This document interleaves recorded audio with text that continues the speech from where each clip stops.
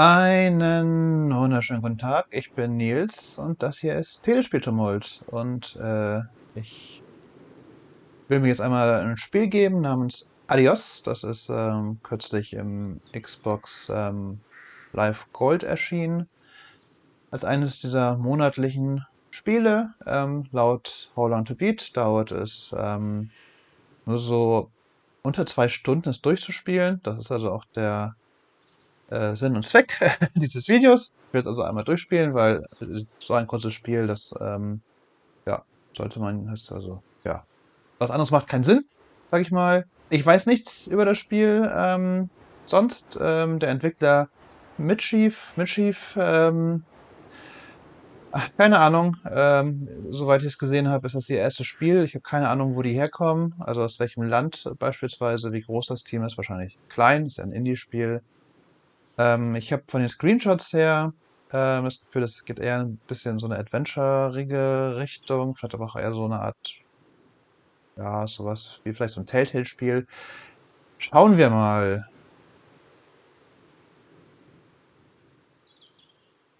Das ist auf jeden Fall schon mal ein sehr. Ach, okay, das ist ganz nett. Ich wollte gerade sagen, das ist ein sehr rudimentäres Menü hier alles. Ich meine, viel geht hier trotzdem nicht. Show Interface Hints. Hide Interface Hints. Ach, das sind diese Punkte. Ach, da sieht man, das ist sogar rechts, da sieht man das Haus. Das ist so ganz nett. Aber ich mache mal Standardeinstellungen. Audio. Subtitles lasse ich aus. Obwohl, das spielt wahrscheinlich Englisch, ne? Englisch mit. Nochmal Show. Weil es hat sicherlich keine deutsche Synchro. Und dann sind zumindest. Und wahrscheinlich auch keine Untertitel auf Deutsch, aber dann sind zumindest englische Untertitel willkommen. Ja, das ist so alles, was man einstellen kann. Das ist ja auch überschaubar. New Game.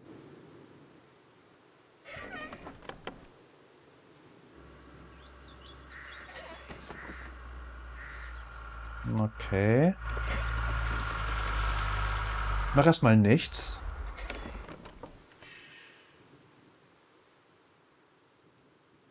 Okay, das Auto ist da geparkt, aber steigt keiner aus. Open Journal. Tell him I'm done. Okay. Get up. Okay. Okay, immerhin bin ich jetzt vorne. Ich dachte schon, Confession, I can't do this anymore. das Geständnis, ne? What? This. What, mornings? No. All of this. You mean the deal? Afraid so. What do you mean? You need better pay, different hours? No, nothing like that. I'm just, you know, done with this. Uh-huh. Okay. You wanna...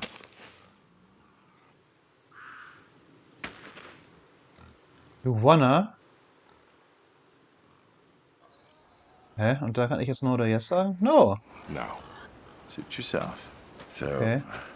you're done, huh? Yep. You do understand what that means, right?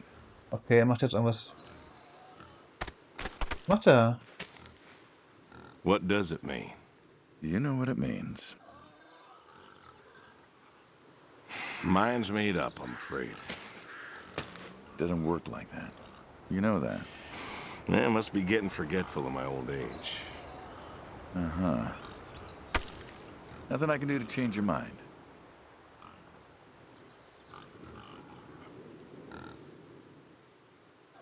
Nope. Well, let's go get some coffee. Talk things over. Come on. Da saß ich vorhin. Okay. Ja, ich würde. Das Frühstück, okay. Smells delicious as always. Ah, Sadie was the real cook. Hey, don't sell yourself short. Not much that's better than your home-cooked eggs.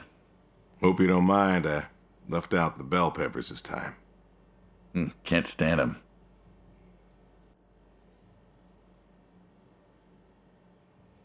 Put jalapenos in them once. Never again. I don't know. That might be tasty. Well, if you say so. Not to change the subject, but how long we been doing this for, you think? 15 years, just about. Ah, summer of 78. Okay, dann Why spielen wir hier in den frühen was it? 90ern. Okay, ja, also, ich habe offensichtlich mit aus irgendwas aussteigen wollen. Man weiß nicht so richtig was. Es wirkt wie irgendwas Kriminelles, wo ich nicht mehr mitmache, aber das kann auch eine falsche Fährte des Spiels sein. Ich finde es ein bisschen nervig, diese Art zu machen, wo die Protagonisten alle wissen, worum es geht und nur der Spieler dumm gehalten wird, indem es immer nur heißt, wie lange haben wir das uns gemacht? Ja, das haben wir so lange gemacht. Ja, haben wir das wirklich? Du willst da wirklich aussteigen aus dieser Sache? Ja, aus dieser Sache, wo man denkt, wer redet denn so, dass man nie ein einziges Mal irgendwas erwähnt, wo man dann auch als Außenstehender checkt, worum es überhaupt geht. Also es ist so künstlich, immer nur es ist immer, naja, egal. Und man muss jetzt hier Entscheidungen treffen, obwohl man irgendwie, naja, gar keine Meinung haben kann so richtig. Also, aber Summer of 68 ist 15 Jahre her, also spielen wir hier offensichtlich im Jahr 1993, so ungefähr. Ähm, Warum haben wir es getroffen? Weil Bill krank war, keine Ahnung. Ich meine, woher soll ich das wissen? Also, es ist so random irgendwie. Also, Bill was sick. And you couldn't afford a doctor. Danke, dass du mir das auch erzählst. Das ist auch so richtig, wie sagt man?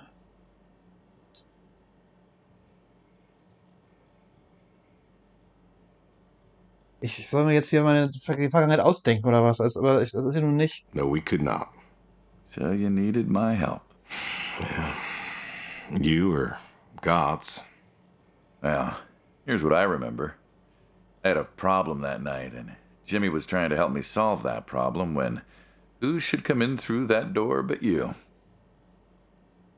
Ja, das Problem, natürlich wird wahrscheinlich wieder ewig über das Problem geredet. Ich meine, wenn das jetzt irgendwie wirklich die Vergangenheit ich quasi damit gestaltet durch meine Antworten, wahrscheinlich tue ich das nicht. Das ist einfach nur Fluff.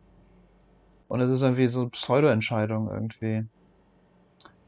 Außerdem, ich weiß nicht, ob man vor ihm Angst haben soll. Er sieht so freundlich aus, der Typ. Seine sehr simplen Gesichtsanimationen, wenn er spricht, sorgen natürlich auch nicht unbedingt dafür, dass es sich ändert. Well, I may have been a little tipsy, I drove you home that night. as you're so fond of telling me. Jimmy knew we could help each other, so he called up Tony. We agreed, made a deal.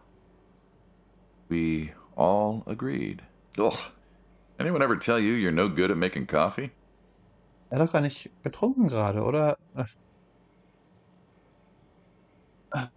Sorry, ich will eigentlich gar nicht so negativ sein, aber irgendwie. Sadie did. All the time. Thought you'd have got it better by now. Well, Sadie made the coffee. I made the bacon. It's good bacon. You know, when I was a kid, I thought pigs were all pink with curly tails. Yorkshires are. Mine are red wattle. American breed. Not a lot of them out there, you know. That's so. Mm-hmm. Always thought it'd be nice, you know, to raise pigs that was different. I had some Yorkies way back. Must have been, I don't know, before the service. Long time ago. I'm an old man.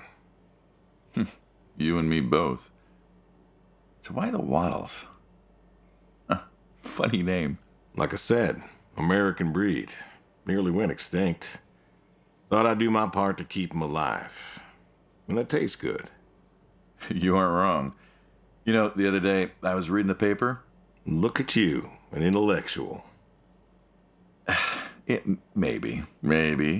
Anyways, I read that pigs were as smart as us. You believe that? Das ist jetzt mal was, wo ich eine Meinung zu haben kann. Also, was ich lobend erwähnen muss, ich finde die Sprecher gut. Und die Stimmung, da kann das Spiel auch eventuell noch was machen. Ich meine, jetzt hier so ein Abend zu sein, draußen hier sehen ein bisschen die Bäume. Ich bin anscheinend auch nicht hier der Reichste. Ich meine, ich habe so eine kleine Schweinefarm mit irgendwie meinen komischen, fast schon ausgestorbenen Spezialschweinsorte. Okay, also Ich weiß, dass Schweine schlau sein sollen. Ja, wie Menschen.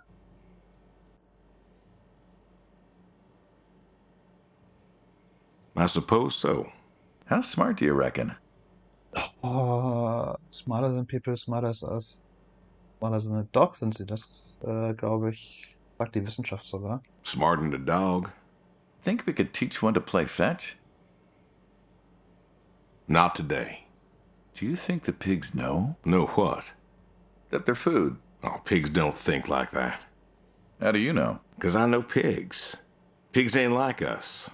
Well, sure, they're smart. They eat, they sleep, but they do not plan. They don't think about the future. And I suppose you do? Every man does. I think I'm just about finished up here. What do you say Ist doch gar you nicht. say I accompany you today? Oh, Egg. Coffee. Oh, Inspect, warte mal. Inspect Pepper?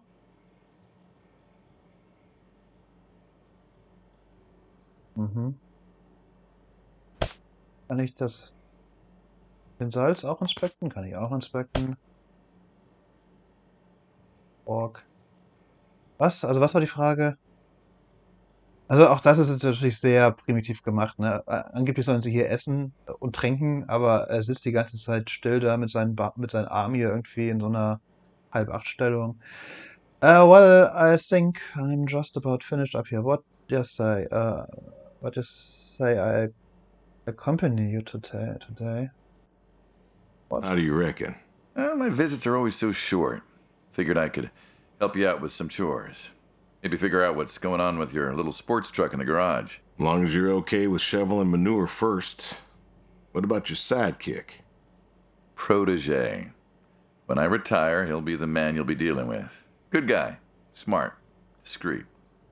Ambitious. Like you, I guess. But, listen. I told you already. I'm quitting. We'll see.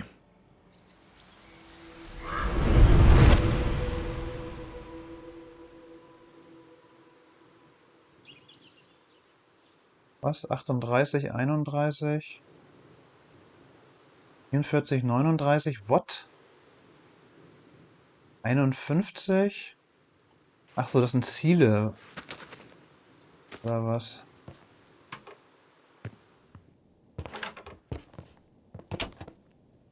Okay, das.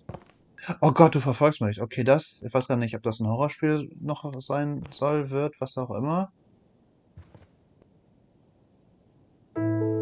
Oh. Sogar was Verstecktes. Offensichtlich. Nice. Ich habe einfach den rechten Trigger gedrückt, obwohl noch nicht mal was eingeblendet war. Also das gleiche wie zum Tür öffnen. Und es ist tatsächlich was passiert. Ich habe natürlich versucht, das überall zu machen. Lichtschalter.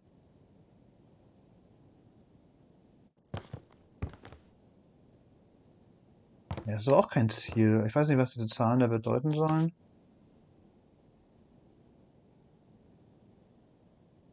Und das schon nicht schneller drehen? Das ist ja auch. Okay, aber kann man da was lesen drauf? Nee. Junk.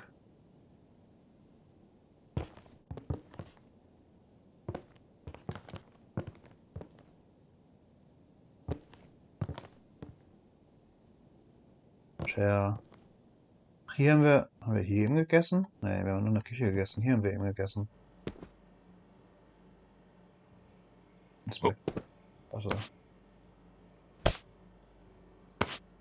Ja, das ist aber auch irgendwie sinnlos, ne? Man kann ja irgendwie ganz viele Sachen sich hier nehmen, aber das hat das Spiel auch nur gemacht. Wir haben die Sachen hier modelliert. Einfach um noch gefühlt ein bisschen mehr Inhalt zu haben. Kann man die Sachen dann auch noch in die Hand nehmen und drehen und rotieren, aber es macht halt überhaupt keinen Sinn. Oh! Okay, jetzt werden wir gucken, wie.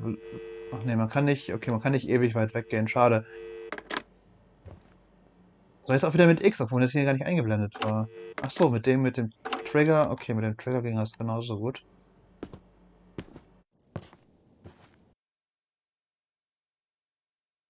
What?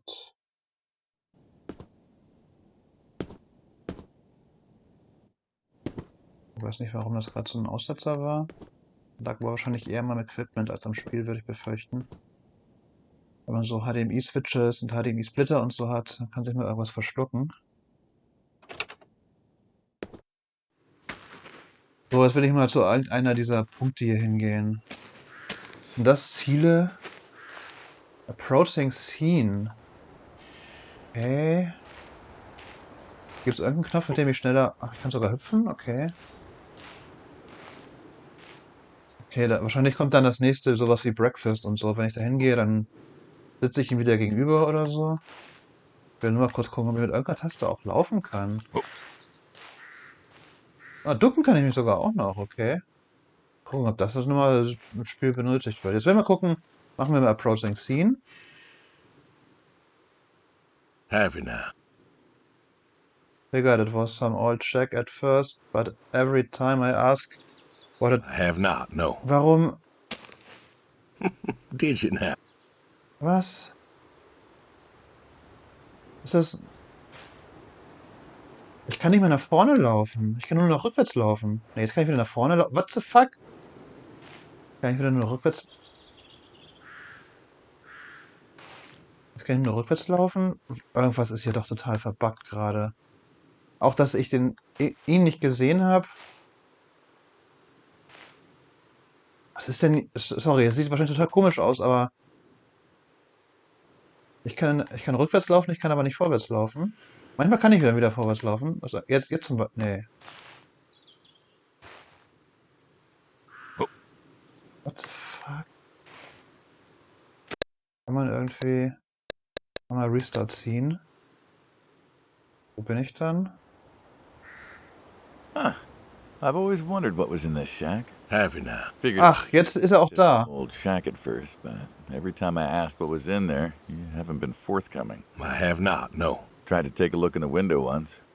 Did you now? Okay, irgendwie war das gerade verbuggt.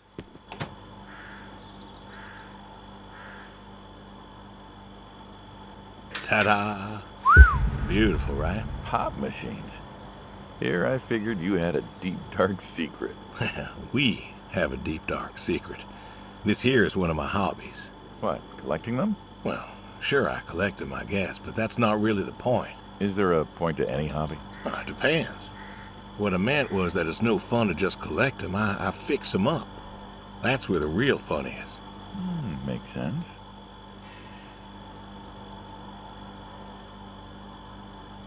You got any hobbies yourself? Me? Well, who else am I talking to? I mean, who doesn't have hobbies? Well, what's yours? Reading, I guess? Reading isn't a hobby. Yeah, of course it's a hobby. What do you think libraries are for? Everyone reads. Heck, I read the paper every day. But reading isn't a part of your personality. It's just a thing people say they do when they don't have any other hobbies. You really believe that? Mm-hmm. I knew someone who read every single day. She said she loved the smell of books, the texture of the pages on her fingers. She even bound books. Her hobby wasn't reading, it was books. You put too much thought into this. Well, a hobby is something you do because you're passionate about it. If it's something you're not wholly in love with, then you're still trying to figure out what your hobby is. So, you got a problem with my passion? No, you said I guess. No one says I guess when they love something. Is love a requirement for a hobby? Absolutely. Love's a requirement for many things. And so you love fixing soda machines? Mm-hmm. That is correct. Why? It relaxes me. I don't know, soda machines. It's an unusual thing for a man to want to fix. Don't people get paid to fix them? It is unusual, but when the missus and I would get into fights or when things was bad or I was anxious, well, I don't know. Well, Sadie's sister, once she passed, told me that it was all right to cry, that it wasn't weakness, that it was okay. And I remember sitting there in that empty living room with Everyone murmuring and telling me how sorry they were, and I didn't feel like I needed to cry. Didn't you miss her? Of course I did. Still do, but I don't know. Not everybody needs to cry. I don't need to cry. I don't get in that way, you know? Weakness? No. I don't know what she was talking about, weakness. Crying never felt weak to me. That's just not how I am. I can't remember the last time I cried. Maybe that movie about the boy and his dogs. Oh, always cry over that one. Dogs are good. Innocent. Yeah, when a dog dies, that always moves me to tears. Yeah. But Josie insisted. Then she kept insisting. Then, I don't know, I think she got offended I wouldn't cry, as if she loved Sadie more than me. And she made me feel like I was something wrong. Of course, that wasn't true. There wasn't nothing wrong with me. I just didn't, I wasn't like that. It wasn't what I needed. It wasn't how I needed to grieve. This is how I grieve, this right here. When I got a problem, I fix it. And when I fix it, I fix a little part of me. And I don't know how or why, but it's healing. It's a healing thing, and that's why a man's got to have a hobby. Sorry, No, it's all right. I figured, you know. I figured if someone's got to know, this is my quiet little hobby. A thing I do to help me work out my worries. Well, yeah, looks like you fixed this one up real nice. I'm proud of it. Proud of all of them. But I'm proud of this one most. Thank you for taking the time to show me. There's another reason I wanted to show this to you. What's that? If you want it, it's yours. What am I gonna do with a pop machine? Well, grab yourself a nice, refreshing drink of soda every so often, you big dummy. Wait, I couldn't possibly. Yeah. Please. A little memento of our time together. Oh, come on, a memento. Let's keep this train rolling. We can work something out. You come on back by, pick up the soda machine. Take it home with you. Or don't. If you really got no use for it, I won't be offended. I'll think it over. What's next? Ja, das ist eine gute Frage, was ist nächstes? Also wir haben gelernt, meine Frau ist tot. Sie hat aber eine Schwester, ich glaube Sadie heißt sie. Und mich, glaube ich, ein bisschen, also auch als die Frau noch gelebt hat, meine Frau. So wie andere Leute dann, glaube ich, als Beruhigung Lego bauen oder so, repariere ich Sodamaschinen. Habe ihm eine angeboten. Er will nicht wirklich eine, glaube ich. Ah, okay. Check the chat, habe ich gemacht. Throw. Horseshoes, feed the horse, milk the goats, move the manure. Ich weiß leider nicht, was Manure bedeutet.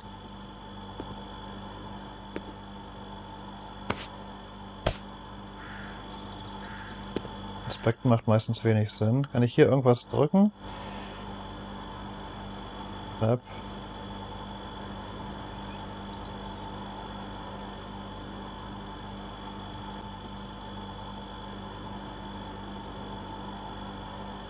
Ah. Habe ich die jetzt? Kann ich ihm die geben?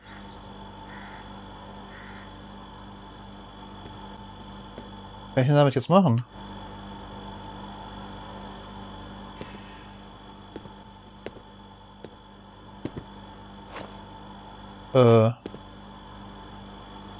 Okay. Also ich habe das Gefühl, das ist nur eine Art Spiel, wo ich durch die Sachen jetzt hier irgendwie so ein bisschen so Story-Fragmente erkenne und dann am Ende irgendwie sehe, was die Vergangenheit von den beiden ist und was nicht, dann ist das Spiel auch schon vorbei. Ich guck noch, bin jetzt seit dem Klavier allerdings jetzt neugierig, irgendwie noch zu gucken, ob es irgendwelche anderen Geschichten hier gibt, die ich irgendwie machen kann.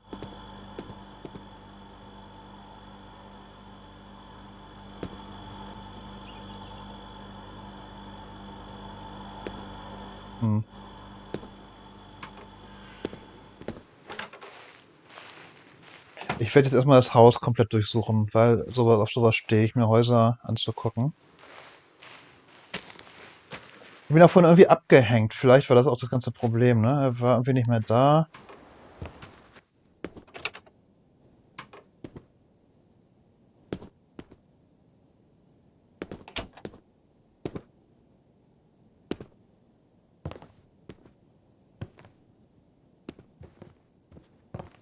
Warte mal, das ist das Klavier. Nee.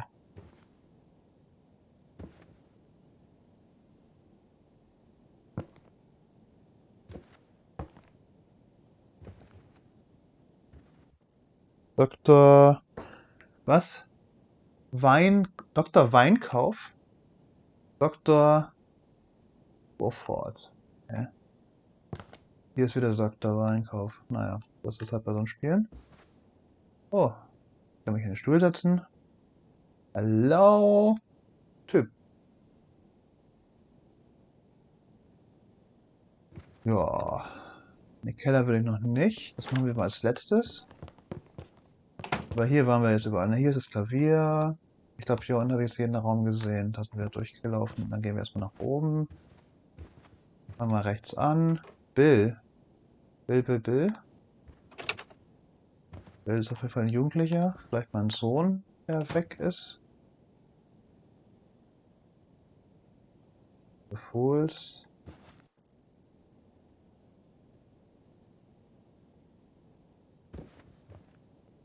Geht auch nichts. Was ist das, ein Tape? Ach, das kann ich dann doch. X kann man die dann teilweise nehmen, obwohl man da gar nichts sieht. Kann ich das hier reinstecken? Ne, ich kann das nur. Questions steht da drauf.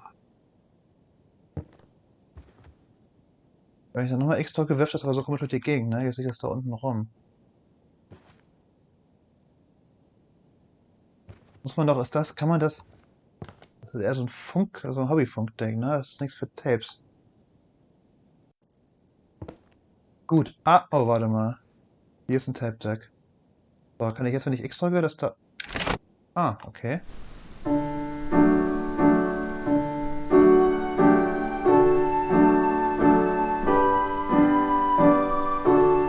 Und noch 1000 andere Tapes.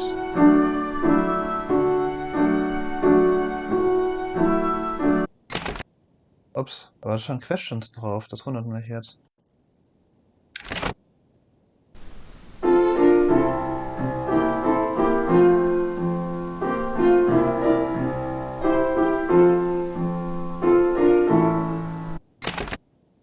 Kann man, ist dann daneben quasi direkt, kann man denn was? Manifest. Das sind aber große Worte dafür, dass da nur so Musik drauf ist.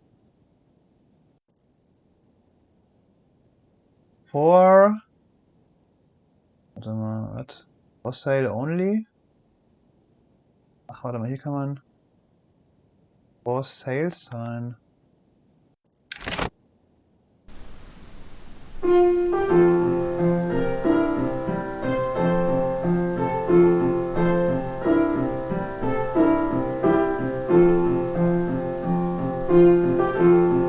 Bang of One, the last word.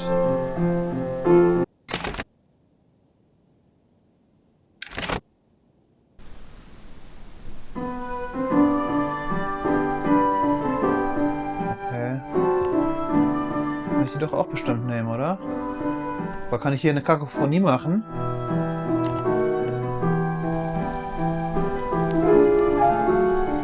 Tatsächlich.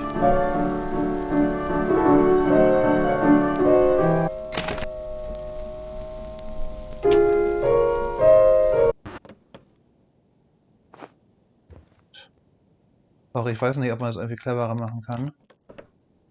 Mal gucken, ob irgendwo geile Botschaften drauf sind. Das Komische ist, das sieht ja alles nach.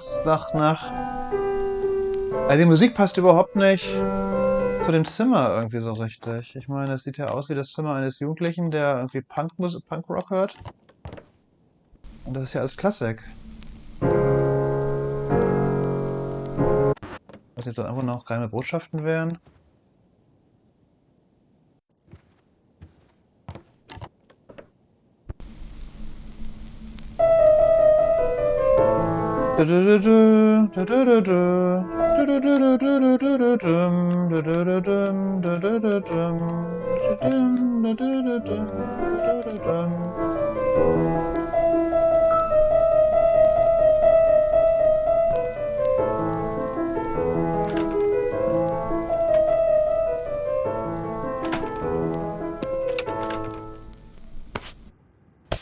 Kann ich es aber auch?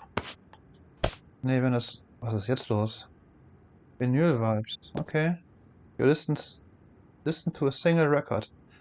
Ach so. Warte mal, dann will ich... Hm.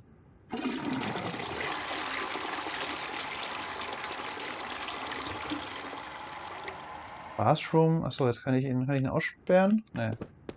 Irgendwie nicht.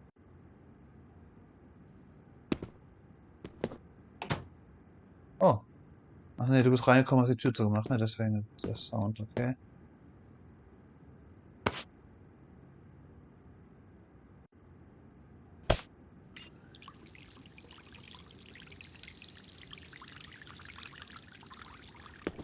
Dann höre ich nochmal ein Tape zu Ende, vielleicht gibt es dafür auch noch Punkte.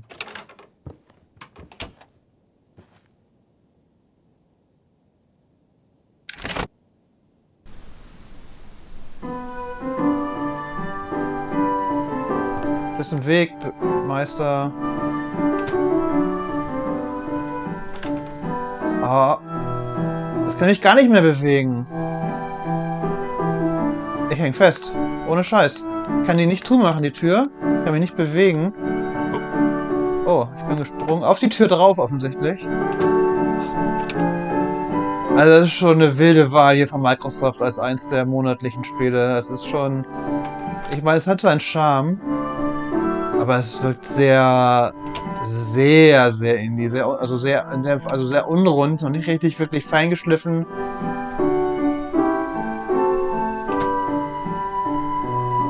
Ist die Tür durch und durch gegangen. Oh, da müsste sogar mal seine Beine, um sich zu drehen. Im Vergleich zum Chat vorhin, wo ich es ja auch probiert habe. Ja, wobei kann sie ja auch auf der Stelle drehen. Den Trick kann er immer noch. So. Tape durch. Kriegt dafür auch Punkte? Blab. Yay! 20 Gamerscore-Punkte.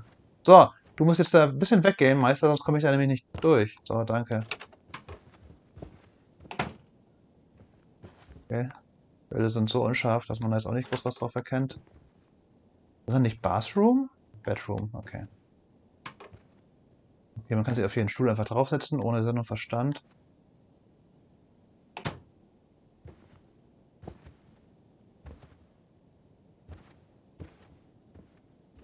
Die Maschine. Schranktür kann ich offensichtlich nicht aufmachen. Schade.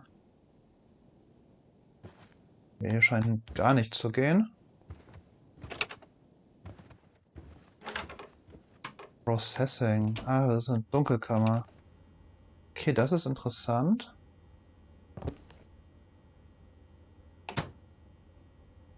Aber inspekten heißt nur, ja, ich kann nicht wirklich was. Ich kann mir nur die Dose angucken, das ist natürlich wenig.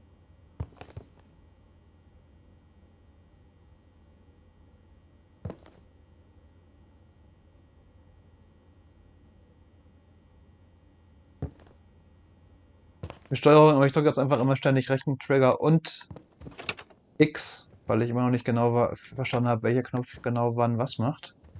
So, dann gehen wir mal kurz in den Keller.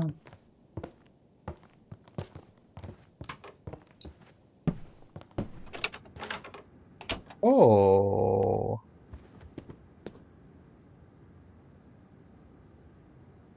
Angel. Hier war nichts mit machen.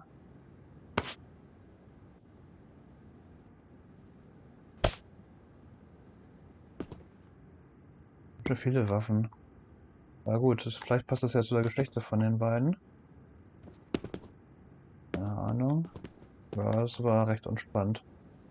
Also, nein, was heißt unspannend? Waffen ohne Ende, aber gut, das ist wahrscheinlich irgendwo hier im amerikanischen Nirgendwo auch nicht so ungewöhnlich. So, dann gehen wir mal wieder raus und dann gehen wir jetzt mal zu den anderen, an diesen Punkten. Gehen wir mal das Pferd füttern, das war auf jeden Fall eine der Aufgaben. Wie komme ich da hin? Kann ich über den Zaun rüberspringen? Na. vorne ist wahrscheinlich die Tür auf. Na, warte mal, ich soll die Sachen hier ein bisschen von der Reihenfolge her, glaube ich, in der vernünftigen Richtung abklappern, da ich nicht ewige Laufwege habe. Aber da muss ich auch auf die andere Seite des Sounds, okay. Oder? Was ist hier los? Approaching Scene.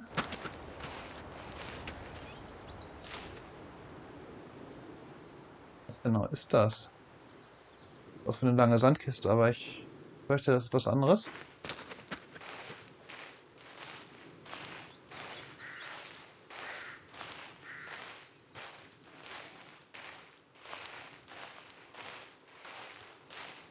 So, ach, hier ist auch die Pforte zu. Die muss ich doch aufmachen können jetzt hoffentlich, oder? Ja, die geht sogar automatisch auf.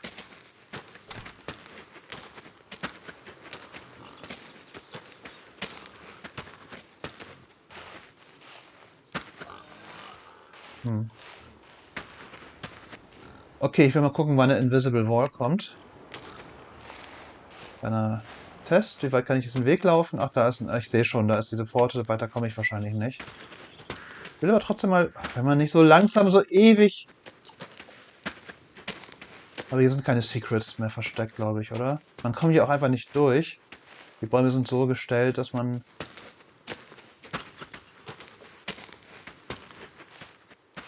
da nicht wirklich hinkommt.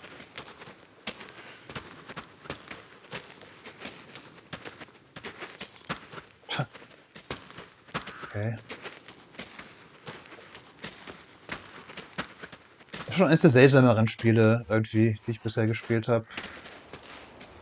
Mit so einem, also die Atmosphäre ist so sehr, da, okay, es ist so verstellt, dass ich da auf jeden Fall nicht reinkomme. Ja, ist auch nur Deko offensichtlich. So, hier, was kann ich hier machen? The Shovel. What's the wheelbarrow for? Hauling. Hauling what?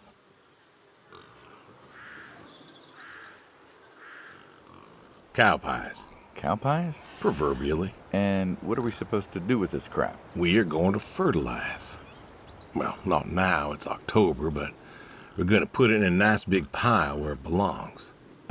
We? Well, you did say you wanted to help. Yeah, guess I did. So help. Pick up that shovel over there. We'll shovel it in, wheel it out, dump it, and we're good. And you do this every day. Mm-hmm.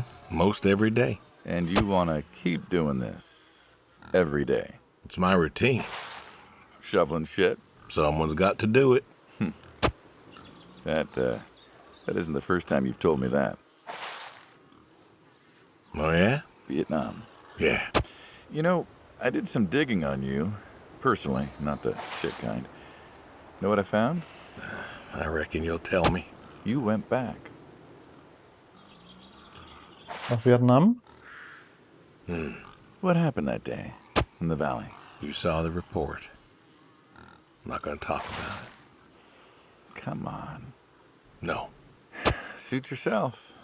But you got a medal. You didn't have to go back. Had a wife and kid here. In a time where most of us were trying to figure out how to stay home. You went back. You going somewhere with this? Think it'd be fun if you told me why? While we're shoveling shit? I was recon. You know that, I reckon. Was in the hospital, staring at the ceiling. Magazines next to me on the bed. And I had this, moment. A moment of clarity. A revelation. Uh-huh. Push the wheelbarrow. Revelation was this. Them protesters weren't doing a damn thing. The hippies and the bands weren't changing anything. You know who was? The Vietnamese? The Russians? No. The news. You hit someone hard enough day in, day out with the Wo soll das hin? war, pretty soon they'll tire of it. Vietnam, that was our first time that close to war. So, I figured, You figured... you ain't the only one of us who's killed people.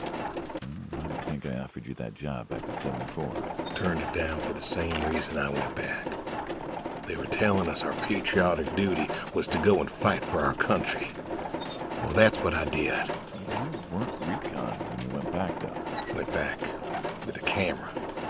Talked them into letting me help with the press, keeping them safe and all that. So I did. And I took pictures. Took all the pictures I could. I fought in a different way. Did you win? We pulled out a Nam, didn't we? Mm-hmm. And now you're here. Great big war hero. Shuffling shit. Yeah. Shoveling shit. Okay. Ach, das Ding ist ist ein Manöver. Übrigens, ich habe dann gemerkt, der fährt automatisch dahin, wo es hin soll. Ich muss nur nach oben drücken. Auf dem Analogstick. Also okay, ich war in Vietnam. Ich habe dann ehrlich gesagt gerade nicht ganz mitbekommen, was ich da gemacht habe, aber irgendwie offensichtlich war ich auch kein großer Vietnam-Freund. So, hier ist auch wieder irgendwas. The Goat. Ach, hier kann ich die Ziege füttern. Er geht einfach mal schon mal vor, okay. You Auch know, das Ziege melken, oder was war das? a pig farmer. That description is apt. And yet, you also have goats. I do also have goats. And a horse. And I had a dog. Tried cows once. Bill raised a newt or something, but, well, it died. Well, most people have, I don't know, chickens and cows. You got goats. Is that, judgment I hear?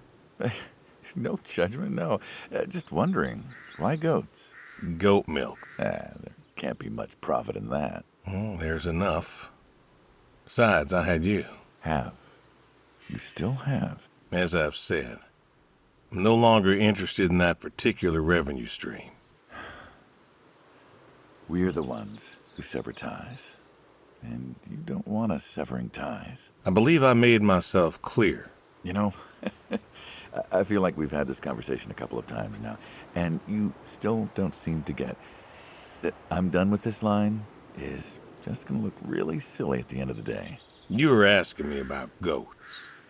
Yeah, goats. I like 'em. They like to play. They'll eat just about anything. The milk's an acquired taste, but I've always liked the cheese. Meat's good with the right curry. A friend taught me that a while back. So, you like them for the utility? I like 'em 'cause they're playful. Want to get started? Started? Milking. Sit. Kann ich mich da hinsetzen? Naja, ich kann mich hier hinsetzen. Oh, hey, really? I've always wanted to try that. Well, here's your chance. My goats are smart. They know what's up, so they'll just walk up. Here Ah, they are. da kommen sie. Come on. Now they'll just take their positions here like they should. Got feed all ready for them. Just you take a seat there. Not very comfortable. Suppose not. Well, now that we're seated, all you gotta do is grab the teat with your thumb and forefinger. And pull? No, don't pull. Just sort of rhythmically squeeze with the rest of your fingers. Gently pushing the milk out. Like that. Ach, das macht er von alleine. Ich muss gar nichts Just machen, oder like was? that, yes. All you gotta do is do that till the goat's out of milk. Huh. This is kind of nice. I found it relaxing. Well, I think I could get used to this. Why don't you? Say what? Why not get used to this? What, and come work with you? Sure. Yeah, some folks might take issue with that. Well, can't make everybody happy. Better than ending up shot. Okay, better than ending up shot. Dann haben sie wohl schon gefährliche Sachen gemacht. Shoot him? Wie? What? Wie shoot him?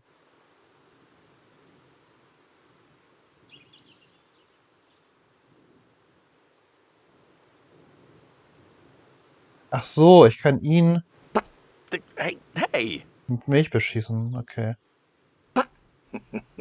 Oh, gun down.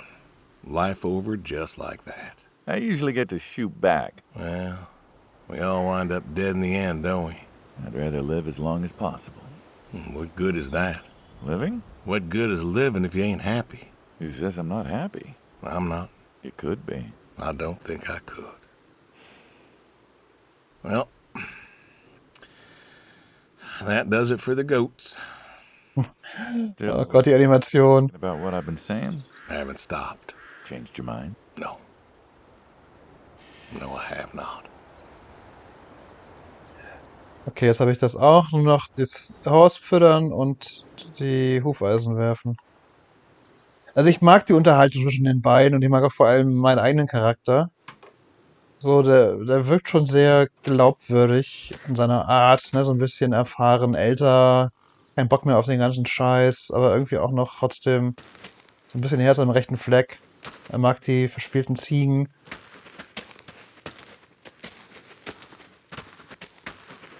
Nochmal ein bisschen gucken, ob hier irgendwas versteckt ist.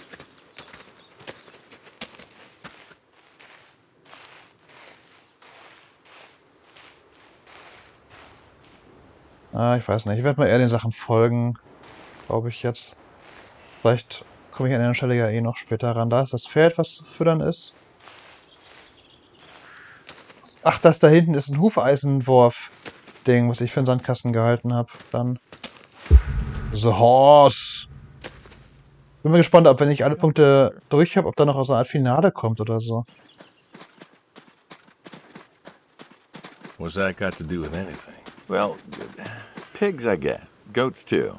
Some fellas have chickens and cows. That's all well and good, but what's the point of a horse? Horses are God's most beautiful creatures.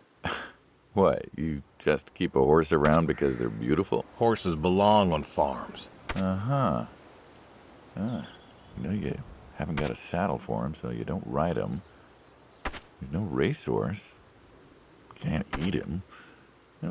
What's the point? I don't see the point in a farm without a horse. Was da reinwerfe? I have a horse. And what's this about them being beautiful? Okay, wie viel kann man davon? Beautiful, he says. Lass sie erstmal Twinkly ausquatschen. legs and bloated bellies and those weird teeth. Sleep standing up. Who sleeps standing up? Something wrong with that. Aren't you gonna say something?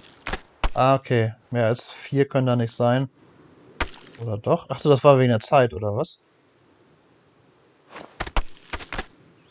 Ne, irgendwie.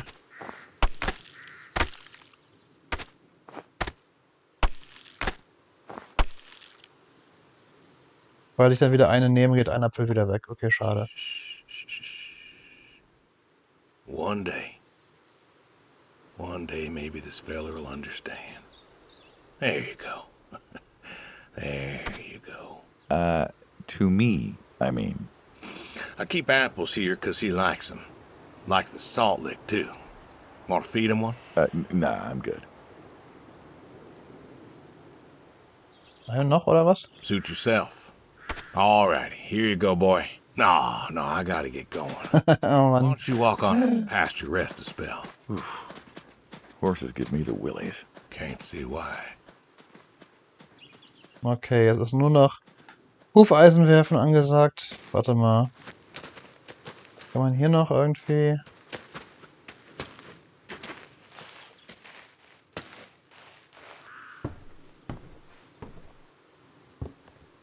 Ja, hier nochmal reinsetzen. Klingt noch nichts, was liegt hier noch rum? Ja. Da kommst du nicht mit hoch, ha? Aber kann ich hier noch rein? Hier ist meine Garage offensichtlich.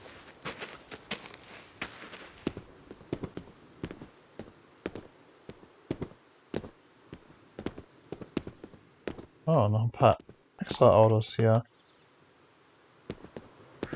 War ich Autoschieber?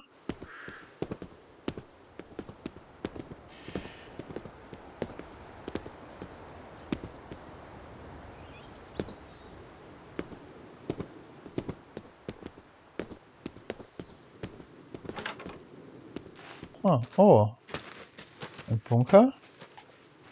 Darf ich aber noch nicht rein, oder? Wer weiß, ob jemals. Weil ich weiß nicht, vielleicht ist das Spiel auch gleich vorbei, wenn ich Hufeisenwerfen gemacht habe. Ich spiele jetzt immerhin schon 50 Minuten. Ist eigentlich noch zu kurz. Also wahrscheinlich geht es dann noch irgendwie auf irgendeine Art weiter. Vielleicht auch an einem anderen Schauplatz. Oder ich habe dann andere Ziele. Weil dann irgendwie er sagt, nee, ich hau jetzt ab hier und... Why horseshoes? Hmm? It just seems I don't know, quaint. Well, look around you. My nearest neighbor lives, half a mile down the road. It ain't the city. We don't have nightclubs and pool halls to go hang out at. Pool halls? What is this, 1890? This is 1992, friend. Hm. We got shopping malls for teenagers, restaurants, clubs, whatever. But pool halls? I don't even know if they had those when I was a kid. Uh-huh. Well, time doesn't pass out here as quickly, I suppose. No need for all that, stimulation. Ah, so you play horseshoes. Mm-hmm. Or read a good book? Develop photos you took for yourself? Go fly fishing? It sounds idyllic. Quaint, but idyllic. And you just want to give up this home-cooked paradise?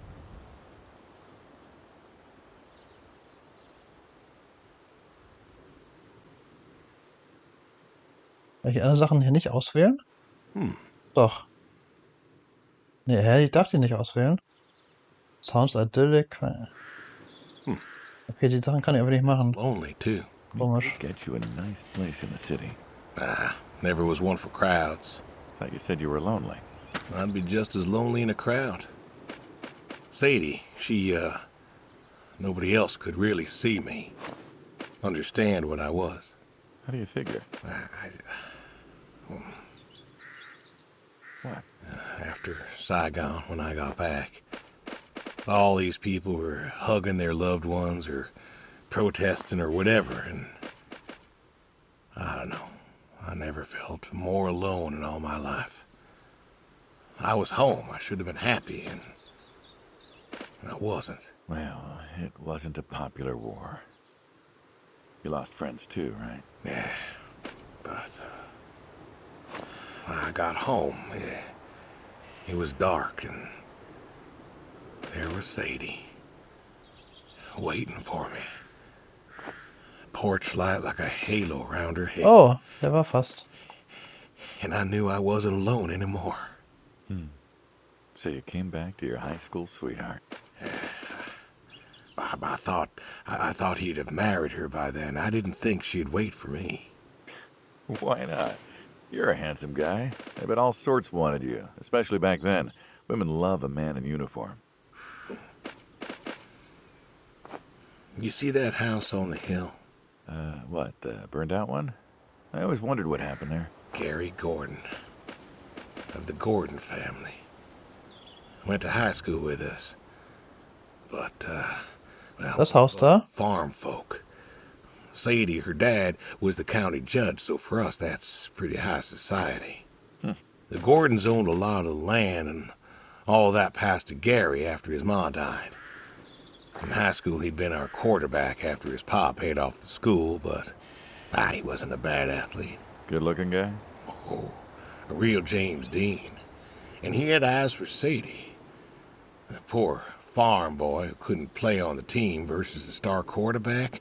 Shit, what kind of contest was that? Hey, who wouldn't want all this? And yet, when I came home, there she was. Where was Gary? He served too? Gary was too rich to serve. Star quarterback had some health exemption. Didn't get drafted. Uh-huh. So then, where was he? Running his dad's business. Trying to win her heart. Didn't work. Well, she invited him to the wedding.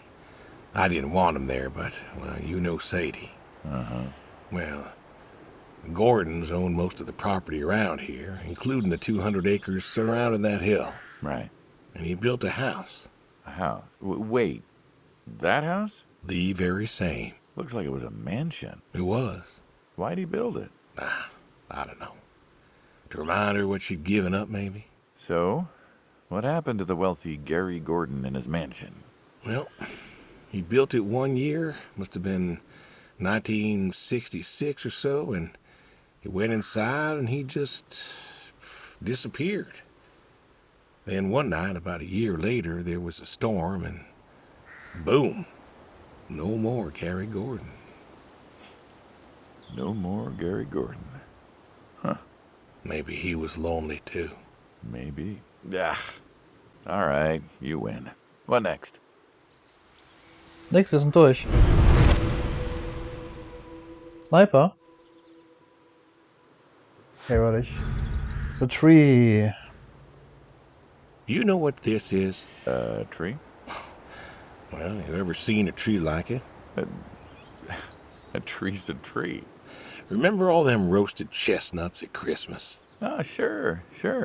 I mean, I kind of figured. Been by often enough to see the chestnuts myself. Why? Is it special to you? This is an American chestnut tree. Oh, hey, Saul. Oh, He's telling us about his American chestnut tree. American, huh? Thought they all died. What? You remembered. Pays to remember things. Like the American chestnut. I'm a little lost here. Oh, a couple weeks back, Saul came by, said you couldn't make it. Business as usual. Saw I had a bucket of chestnuts, asked if pigs could eat 'em, so we got to talking, and I told him about chestnuts. Uh-huh. And what did you learn? Pork tastes better with chestnuts. And most American chestnuts had died off. It's true. Long before you or I was born, the American chestnut was prized for the quality of its wood. Jimmy'd like that. Oh, that he would. But this tree, there ain't many like it left. American chestnuts almost all died out because of the Asian fungus around 1900 or so. The chestnut blight. That's what, like a couple 100,000 trees? Oh, billions. 4 billion trees snuffed out practically overnight. Well, lumberjacks suddenly out of work in places like West Virginia. Those economies never recovered. Thought West Virginia was coal country. Logging, too, before it all died off. Now there's trees like the General here making nuts year-round. And I feed them to the reds, and they grow nice and fat and tasty. Seems lonely. It is lonely. Heartbreakingly lonely. To know everyone else you ever loved has passed on. So, I look after him, and he looks after me, and I don't know. Sadie and I, we talked about being buried here, you know. Changed your mind? Brody's grave was enough for me. But, I don't know. I thought about having him moved. I don't know. You've got plenty of years left in you yet. So, what's the moral of the story? With the trees, I mean. Be wary of outsiders. Heck no. There are trees out there that are blight resistant. Maybe even the General here, but I'm too afraid to find out. With enough time and horticultural understanding, we could have done something. Preserved all these trees? Maybe we could have. They are magnificent. It's just I don't know. I wasn't trying to teach you a lesson or anything. But you did make a point of it. I did do that. It's a part of me is all. And God willing to live for 100 more years. I don't know.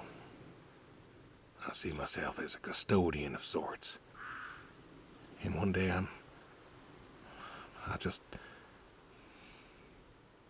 Saul, go ahead and wait for me at the van.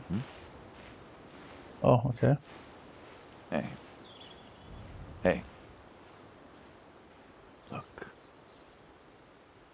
Look at me. Ruhig. You're thinking about dying.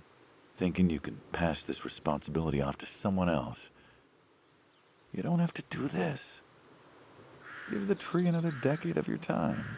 well, the time of my demise aside, someone ought to know about the tree. Jimmy'd love to know about this. Oh, Jimmy would cut it down. He would. Please. Don't tell him. Hey, I'm good at keeping secrets, but Jimmy's Jimmy. Please. Let me rest here. And if there's a way to... Oh, I don't know. Okay. Hey, you got more to show me, right? Ist das so? Komm, jetzt wieder.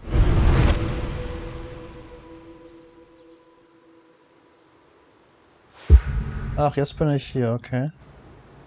Kann ich kurz The garage, huh? Okay, ihr redet weiter. The tour would be complete without the garage. I have to ask, why a sports truck?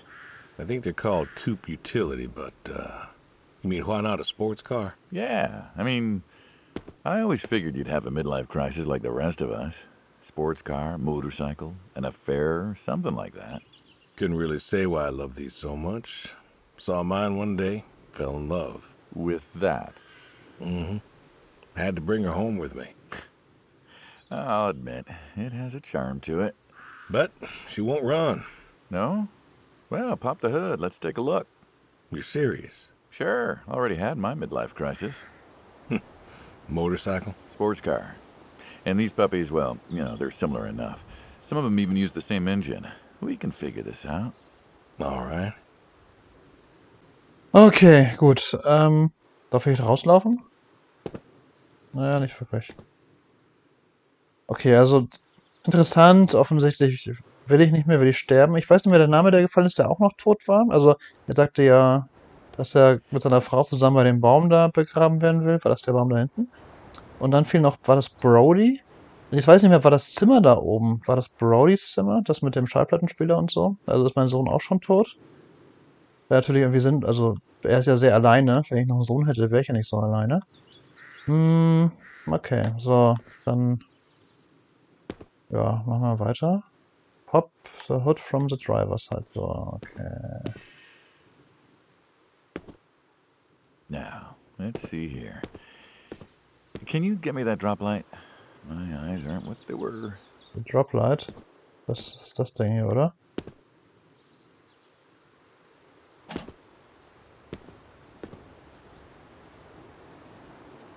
Nicht? Kann man das nicht irgendwie, wie war denn das? Kann man das... Sure thing. Ah ja, genau. Man kann das so ins Auto hängen. Saul's a good kid. What's that? Saul was a good kid. I like him.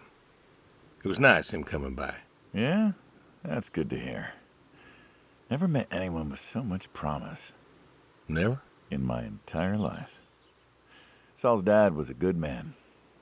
Didn't think his kid had it. As a boy, he was too soft. But then he got older, graduated college, really came into his own. Eager, more capable than he knows. Great listener. Can you believe we were his age once? Hard to admit. When I was young, I thought I knew everything. Yeah? And now? Today, I learned from you and him about chestnuts. Well, learn something new every day, I suppose. You check the spark plugs? Give me a second. Also so alt sieht er gar nicht aus, finde ich. Oh, he's fine, I guess. You guess. Hey, how old is he again? Born in 60, so, 32 as of September. Huh. Roy would have been about his age. Yeah? Yeah. Wow.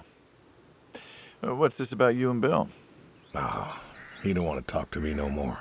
What? Bill? Tow-headed little guy? Always friendly and outgoing? That Bill? It's about Sadie. Ah. Yeah. Hey, mind if I ask you a completely unrelated question? What's with the airplanes at your neighbor's place? Oh, Chuck's farm. Chuck? Huh. Yeah, what's with all the planes? There's no runway around here.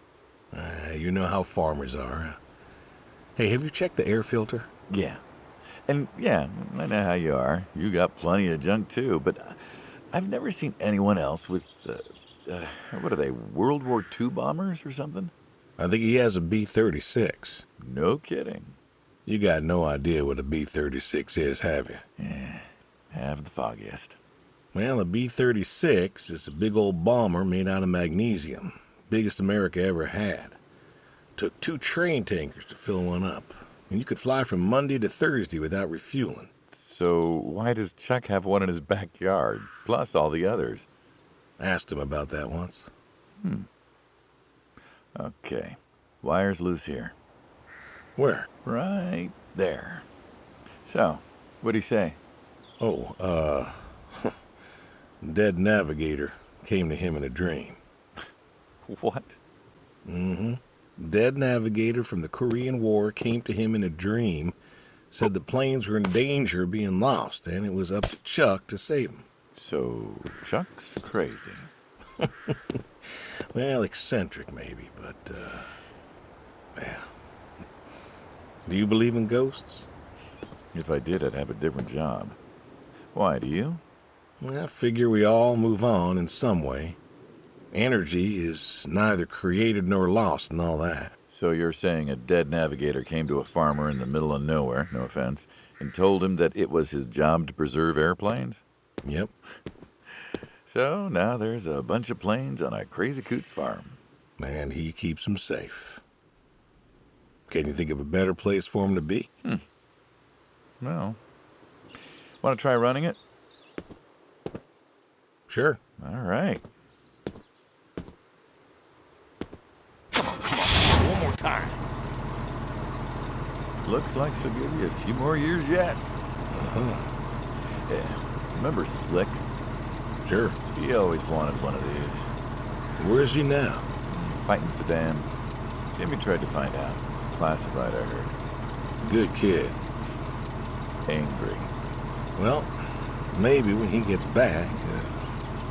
Thinking of giving him the car is, what, thanks for his service? I never wanted to be thanked for mine, but that boy's seen more hurt than any of us. Deserves better than that old Pinto he is. Yeah. Well, where to next?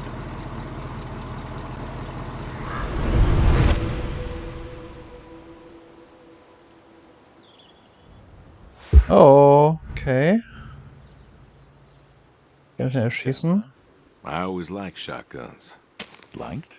Still do. I like revolvers myself, when it's for sport. Got a few of those. Oh yeah? What's your favorite? Them big slab-sided ones. They have a charisma. What about you? Nothing special, really. 357s when I can. But this is a shotgun. Yep. Figured we could shoot some skeet. Always liked shooting skeet. Taught Bill to shoot this way. You're a good father. Could have been better. Name a father that couldn't. So, how do we do this? Who's going first? You can go first. All right, then. This is more my speed. Hanging out, shooting guns. Maybe a few beers next time. I'm not sure guns and beers mix, friend. Oh, sure they do. Like peanut butter and very dangerous chocolate. Next time. Trust me, next time. And there isn't gonna be a next time. Oh, there's always a next time. This is it. After today, we are done. Okay. I've tried to tell you. I keep trying to tell you. There is no out. There is no done. You keep doing this. Or you never do anything again. It's permanent. Kaput. Uh-oh. It's kaput. You don't mean it. If that's the way it's gotta be. You have a choice. You haven't listened to a word I've said. I've been listening. I've been listening all morning. I've been listening to you talk about being sad and lonely and refusing to listen to reason. I have my reasons, Your reasons aren't any good. but they're mine. Walk me to my car. Okay. Ich frage mich, was passiert wäre, wenn ich zuerst geschossen hätte. So, goodbye. So, this is it then. It is, Why? Why are you doing this? because I need to. We're friends, goddammit. You don't get to get all stoic on me. I know losing her was hard, but there's gotta be something. Gotta be. I can't take care of the farm like I used to. There isn't much point anymore. So sell the farm. Move into the city. Meet someone new. Do you believe in hell? What? Do you believe in hell? I'm not scared of hell, if that's what you mean. I didn't ask if you were scared. I asked if you believe. I don't know. Well, I do. And I think doing this, I think that's where I'm headed. And why? You think you can buy your way into heaven? I can't take back what I've done. What I can do is do something right. Why? Because I want to see her again. That's all. I just want to see her again. And I figure I'll do one right thing with my life, just one thing. Maybe I'll get to see her again. One more time. And this is your one right thing. It is. How do you know? How do you know if any of this is true? I don't know. But I got the notion, and the notion's got me. So, least I can do is, Adios. adios. Das ist der Titel des Spiels. What Okay. else is there to say? Not much, I guess. No. All right, then. Have it your way. Nein, du sollst nicht am Abend zurück sein. You get an afternoon. Do whatever you gotta do. Just, leave the door unlocked. I can do that. Adios, friendo. Peace. Sollst du mich jetzt von ihm umbringen, weil ich aussteige? Ist er der mich dann töten wird?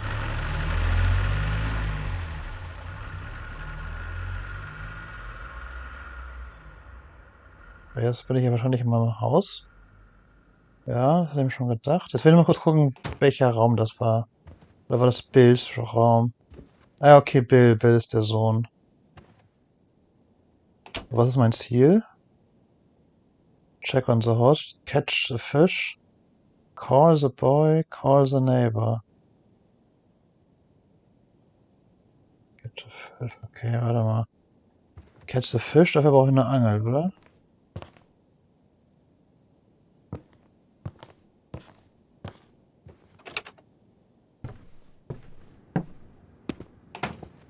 Approaching scene, go fishing. Okay. Jetzt verabschiedet ihr mich noch quasi von allen Sachen hier, oder was?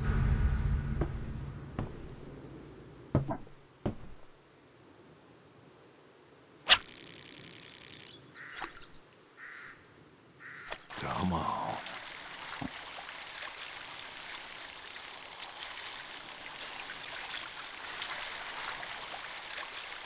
Nice catch. Put the fish in the cooler. Nein! Warte mal, das habe ich ihn da nicht reingetan, oder? Weil man manchmal nicht weiß, welcher von den beiden Knöpfen was macht. Dammit.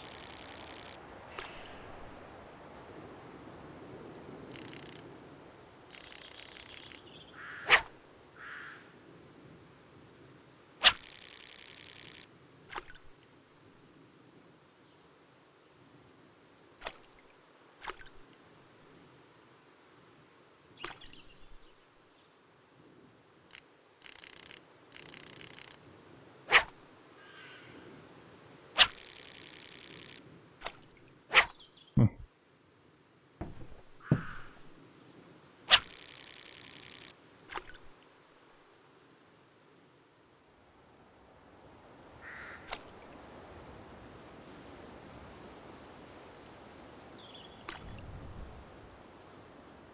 Alter, habe ich das jetzt kaputt gemacht, weil ich den Fisch irgendwie jetzt hier irgendwie daneben geworfen habe oder so? Mal schauen.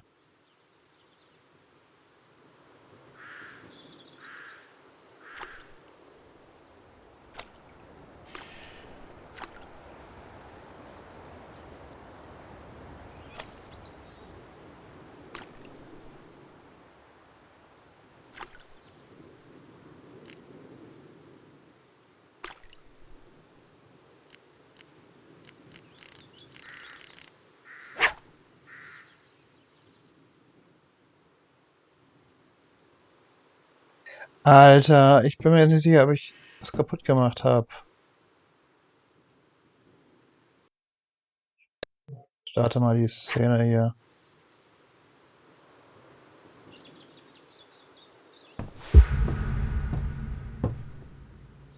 ich mal wieder dahin, wo ich vorhin gemacht habe.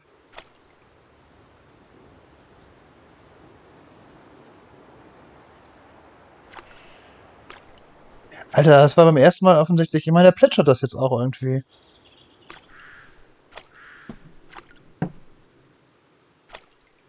Come on. Ah, okay.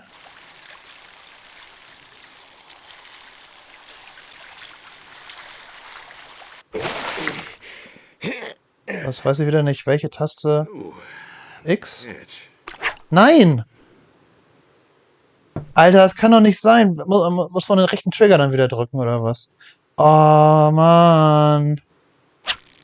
Ja, doch, das ist ja der gleiche Knopf, den man auch benutzen musste, um den Kassettenrekorder zu tun. X ist, glaube ich, oft dann eher so loslassen. Stimmt. Mein Fehler. Aber,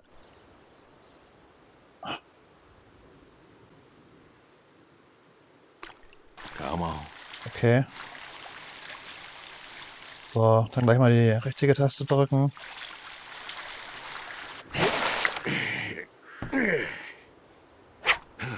Maybe next bite? Was? Warum denn? Ich habe diesmal den rechten Trigger gedrückt. Was soll ich denn noch machen? Oder muss ich erstmal... Oder habe ich noch die Angel in der Hand und muss irgendwie auf den Fisch wechseln? Alter.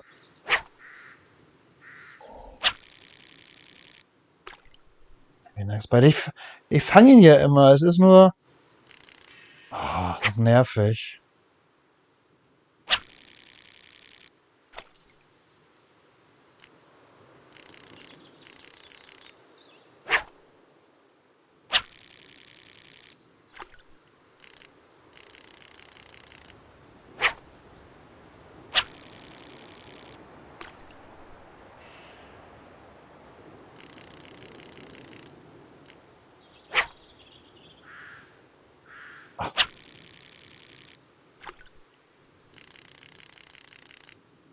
Ich habe auch überhaupt das System nicht... Ich meine, man sieht überhaupt nicht...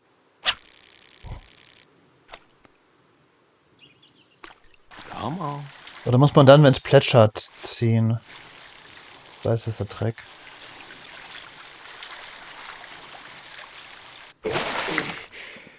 Put the fish in the cooler. Das ist der Cooler. Let's catch. Warum? It's in here somewhere. Sag mal.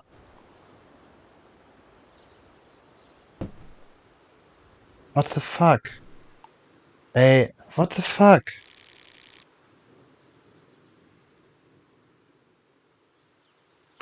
Come on. Okay, wenn es plätschert, muss man ziehen. So ist zumindest das verstanden. Aber ich verstehe nicht, ich krieg den blöden Fisch nicht in den blöden Cooler. Das kann doch jetzt nicht wahr sein. Weder mit X noch mit dem rechten Trigger. Und andere Knöpfe benutzt man bei diesem Spiel hier nicht. Mal alle mit den anderen Knöpfe drücken. Vielleicht muss man mich ja ducken dabei.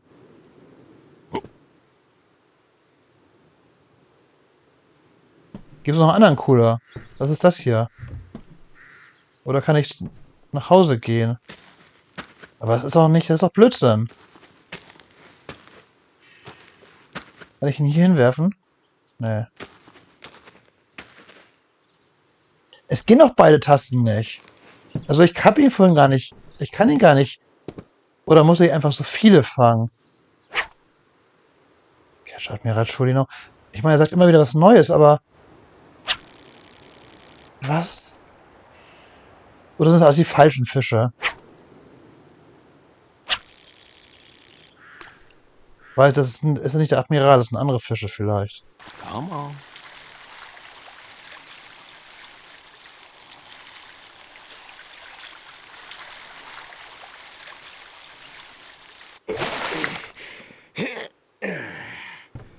Ooh, nice catch. How many of these things are there? Okay. Gut, dann mache ich ganz nichts falsch, dann muss das so sein. Come on.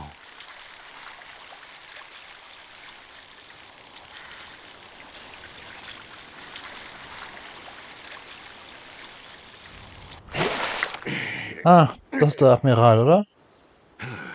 Nice catch. Okay. Das habe ich gemacht.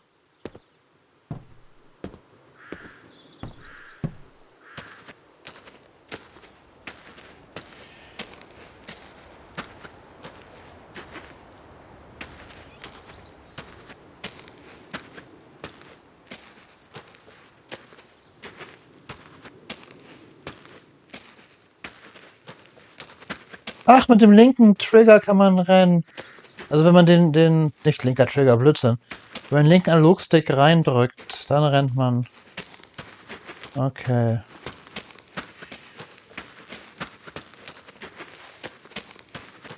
Das ist aber gut, dass ich das jetzt ausgefunden habe, weil diesen ganzen Weg im Schleichtempo zu laufen, wäre auch ganz schön zermürbend gewesen.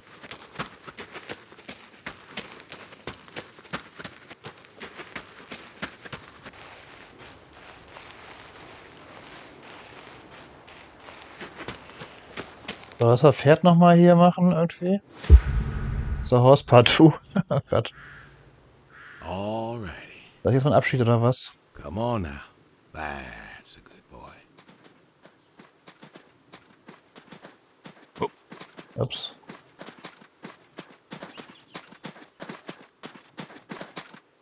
Brung you an apple. Granny Smith. Just like you like. Good boy. Good boy.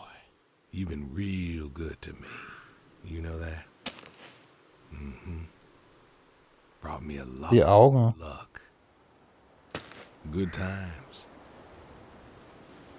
Without you, I don't, well, I do not know. I want to thank you. I want to thank you for all you done. Gonna go ahead and leave the barn door open behind me when I go. You want to leave, you go find someone else. I figure I'll leave you to it. Okay, muss ich jetzt...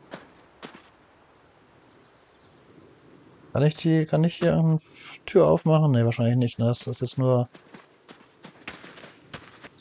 Okay, call the boy, call the neighbor. Da muss ich jetzt zum Telefon einfach.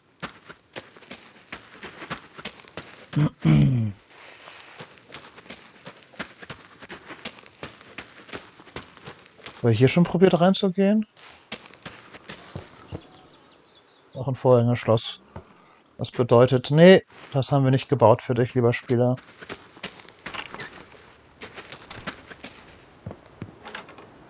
So, wo war das Telefon? Hier, oder? Da.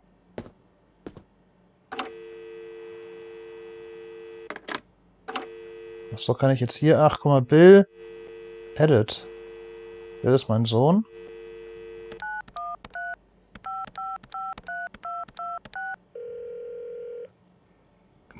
Come on, pick up. Please pick up. Dad? Bill, well, now how'd you know it was me? Caller ID. I don't know what that is. It's new. Tells me who's calling. Huh, that's some real fancy stuff you got there. Uh-huh. Listen, I'm busy. Why are you calling? Ich habe irgendwie Sachen... Please don't hate me, because this is the last time we will ever get to speak. Darf ich alles nicht sagen? Well, just, hadn't talked in a while. And whose fault is that? Gut. Can't we talk? What is there to say? Hi, son.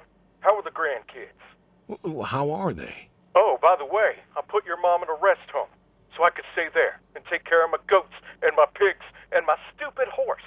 Because God forbid, I actually look after my sick wife. That's not fair. You put her in a home. You decided she wasn't good enough for you, and you put her in a home.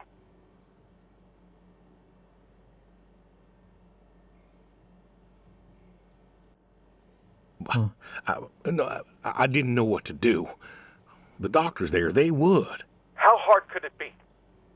Alzheimer's isn't some terrifying boogeyman. Wasn't it you who told me to stay with the ones you love, no matter what? love her anymore? Okay, was ich nicht sagen darf, ist... Oh, sieht so komisch aus. She was scared of me, Bill. She couldn't remember who I was. And one day she woke up and she looked at me and she screamed. Don't you dare. You gave her up. You gave her up to doctors and nurses. You know what they do to people in homes? It was the best home money could buy. Money. You and your damn money. Cared more about being a rich pig farmer than the people you were supposed to love.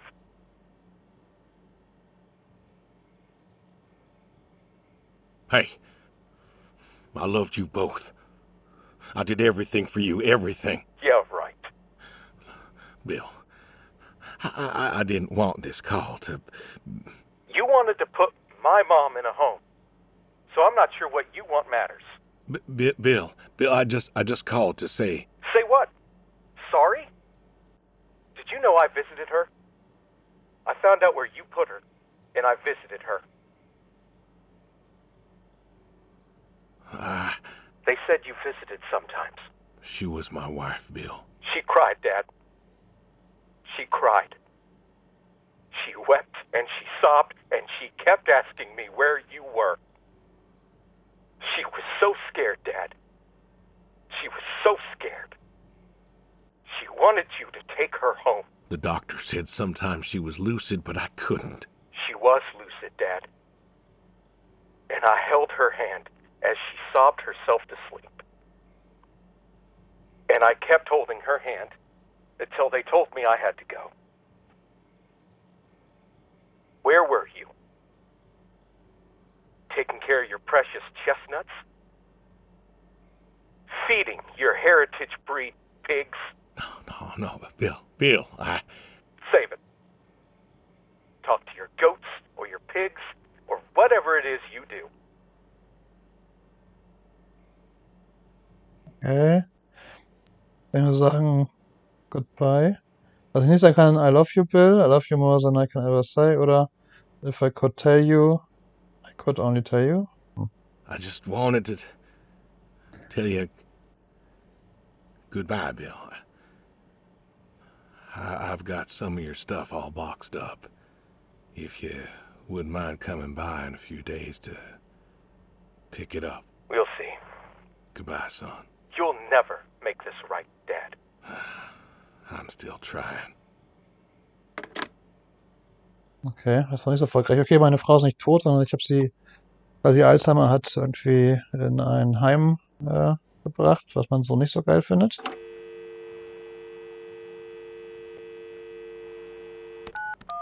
Das ist dann wohl die Nachbarin. Hello? Hey, Edie, it's... Oh, hey, you. How are you doing?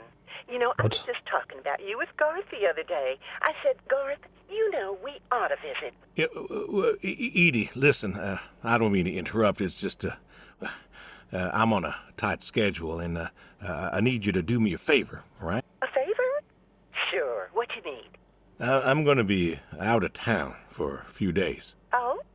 Finally taking my advice and visiting family? Naja, I was wondering if you and Garth could make sure the animals were fed and watered, you know, that kind of thing. Oh, sure. We ain't got much going on. Thanks, Edie. Listen, Evan, what are you doing? Get down from there. Sorry, cats. Anyway, what were you saying? ich frage mich, durch welche Sachen man das andere auslösen hätte können. Durch andere Antworten? Oder habe ich irgendwelche Sachen nicht gefunden? Aber ich habe ja gefühlt immer nur eine Auswahl von 2 oder von 3. yeah. Frag mich, ob das immer die schlechteste ist. Got them fed and watered for today. They should be good for tomorrow, too. But if it's too much of an imposition... Not at all. We're happy to be imposed upon. You've been a good neighbor for so long. I'm glad you called me today. In fact, just the other day, I said to Garth, I said, if we don't visit, then we should host. Reach out, say hello, put together a little neighborly get-together. And you know what he said? He said, well, Edie, if we did that, we'd just... Oh, Let me go get him for you. It's better when he tells it. Garth? Garth? Yes, he's on the line. Your favorite neighbor? Come say hello. What do you mean you don't want to talk? But he could use another friendly voice right now. And it's been so long since... I'm sorry. Garth's out working. Now, what was I saying again? Oh, right, the get-together. I was thinking I'd make my famous roast with potatoes and carrots. Have I made you my carrots? I don't like to toot my own horn, but you are in for a treat the way I do them. Oh, but maybe... Mal gucken, wie lange das geht. Over, I should do a pork roast. I think I still have some of your pork from Easter in the freezer. I'll have to take a little look. Nobody raises pigs like you do, I swear. Though, now that I think of it, I guess we might not be able to have the get-together for a while if you're going out of town. Evan, I told you to get down from there. Judas Priest, you're going to give me a heart attack one of these days. Anyway, what I'm trying to say is that it's the least we can do to help out while you're away. Your animals are safe with us. And if there's anything else we can do to help, you just let us know. Thank you, Edie. Hey, you should drop on by next Saturday afternoon. We're going out to the Harvest Festival with the grandkids, and I know how lonely it's been, what with Sadie gone and all. You should come with. Well, I appreciate the thought, Edie. I don't think I'll be back in town by then, though. Sorry. Oh, that's too bad. It's been real nice seeing you coming back to church again. Oh, it's been real nice being welcomed back. But now I gotta go. Chores and such. You know how it is. Oh, I sure do. Well, come on over sometime. Just got some gooseberries in. We're making pies, and we'd love to have you. I know they're your favorite. That they are. Gotta go now. See ya. Das Goodbye Edit. Okay, gut, jetzt haben wir alle 4 Sachen erledigt. Dann kommt jetzt der nächste, das Abschlusskapitel wahrscheinlich. Oh, bin ich das? Bin ich das? Bin ich schon tot? Hey, here, Brody. Oh, nee. How you been? Ach, Brody war der Hund. I know I don't drop by as much as I ought. I ain't got an excuse. Ach so, deswegen ist auch kein Grab von ihr da, weil meine Frau ist gar nicht tot. Sondern die ist ja... Also Sadie ist meine Frau, ne? Ich dachte, Sadie wäre die Schwester meiner Frau.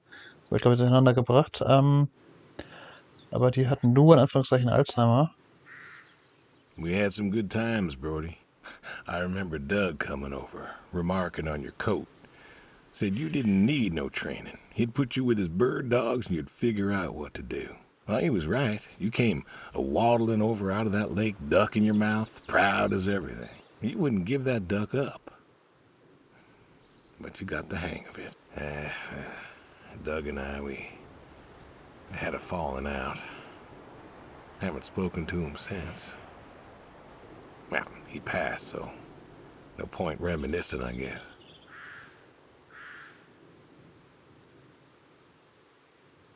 Good boy. Good boy. You want to know something, Brody? I always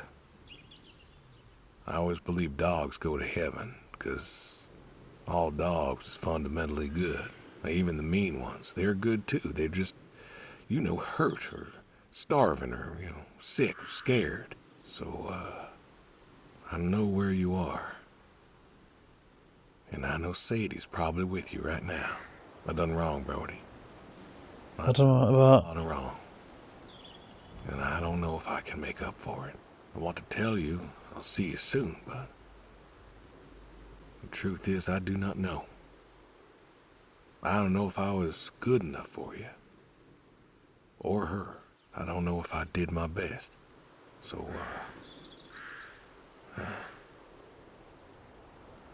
this may be goodbye. I love you. And I miss you all the same. Okay, ich kann schon wieder gar nichts. Es geht einfach weiter. Lebe ich noch? The end. Get a shotgun from the... Shall I cook a meal? Okay. Wow! Achso, das sind Steak cooks in the pan, put on, starts the kitchen timer. Muss das alles 3 kochen?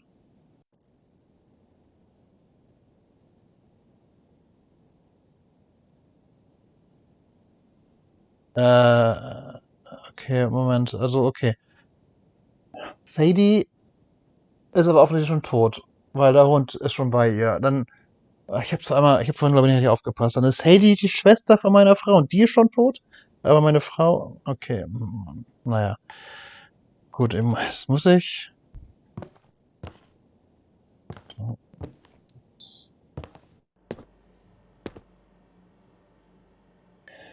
Steak, stock curry powder, any curry powder, potato chop.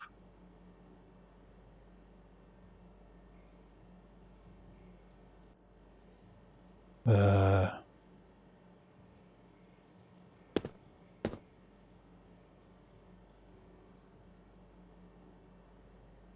ich kann doch gar nicht.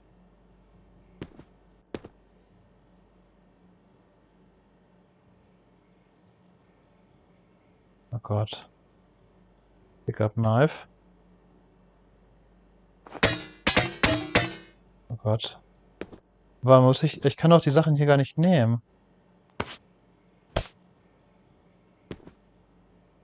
kann die auch alle nur inspekten.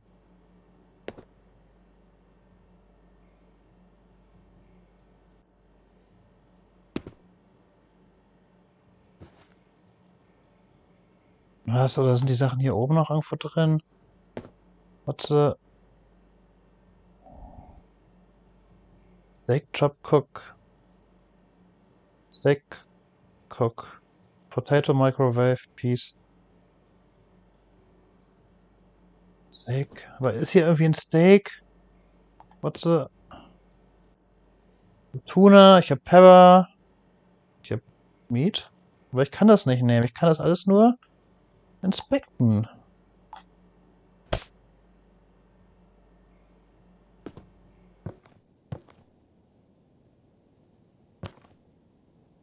What the fuck?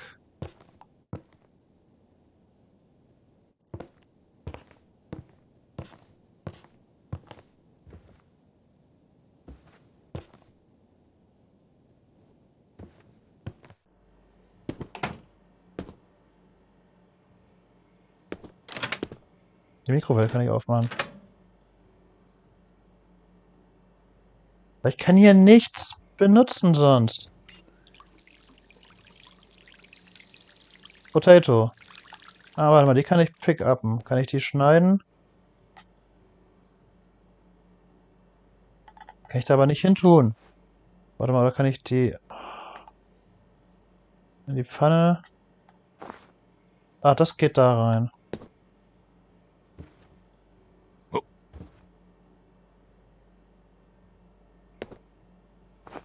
Add.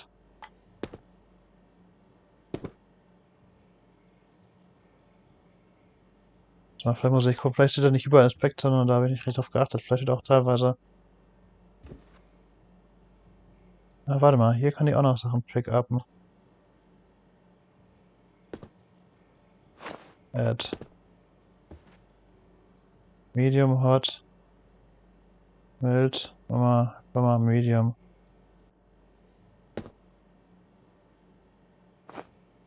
Oder muss ich die alle da rein tun?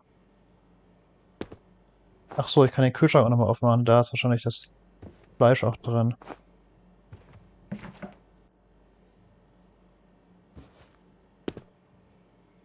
Alles da, dass ich das nicht mal schneiden muss.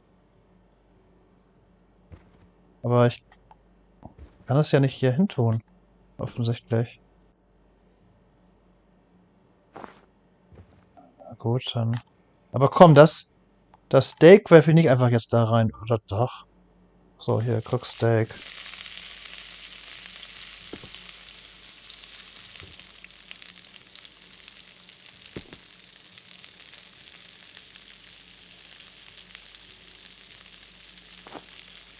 Muss mal in mein Kochbuch gucken. Potato kann ich auch in die Potato Chop. Ich weiß auch, dass ich sie schneiden soll. Ich mache das doch total falsch hier. Aber ich hätte sie auch teilweise in die Mikrowelle tun können.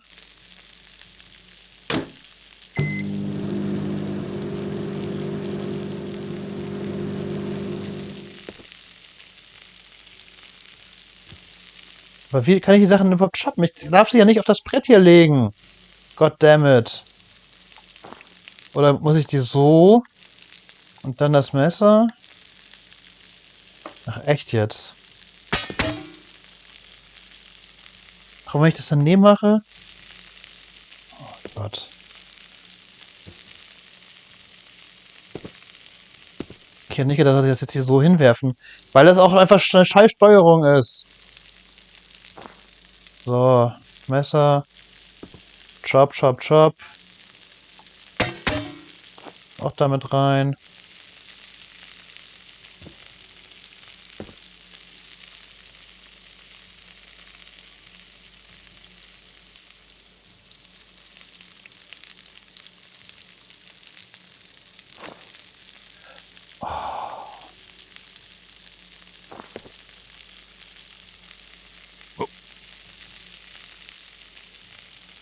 Das ist ein Burrito. Eigentlich ein Burrito. Der Burrito kommt doch bestimmt eher in die Mikrowelle dann vielleicht, oder?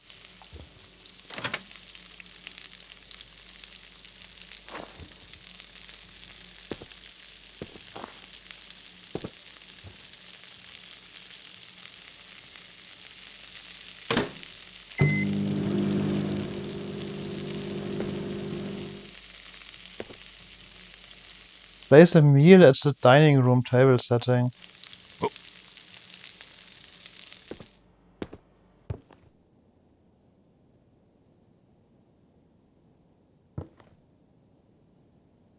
Muss jetzt erstmal, warte mal, erstmal auf den Teller tun vielleicht.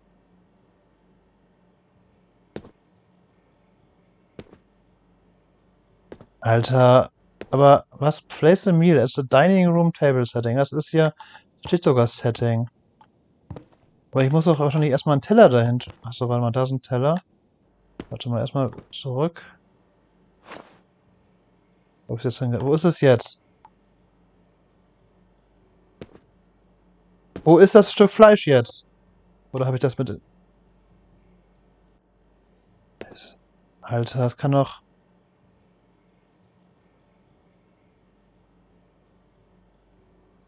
Da muss ich...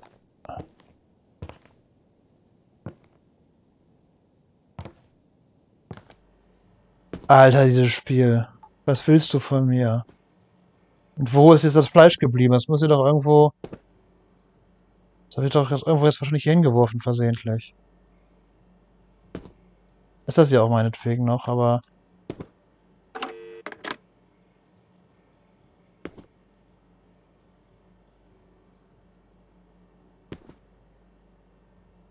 Aber...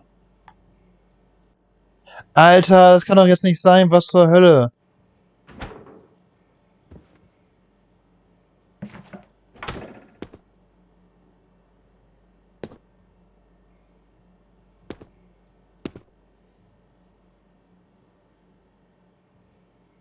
Hat's der Kitchen? Wo ist denn der Kitchen-Timer eigentlich?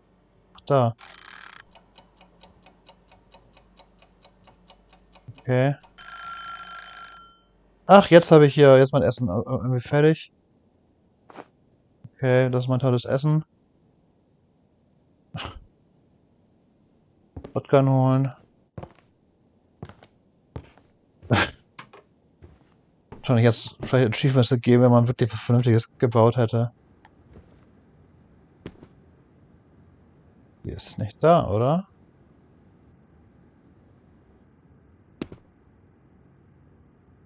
Ach, hier. Erste Shotgun ist der Dining Room Table Setting.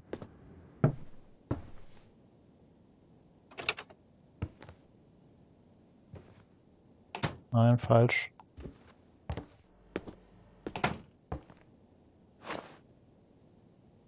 Sit down. Und jetzt warte ich auf die Besucher.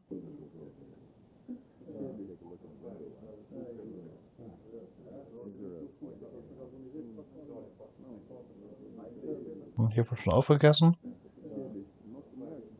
Ja, kommt rein, Leute.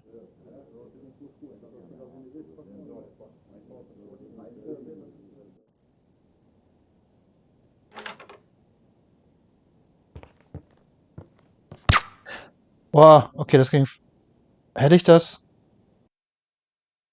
Warte mal, Restart ziehen. Kann er mich auch selber erschießen stattdessen? Nein! Okay, gut, aber ich weiß jetzt, was ich zu tun habe.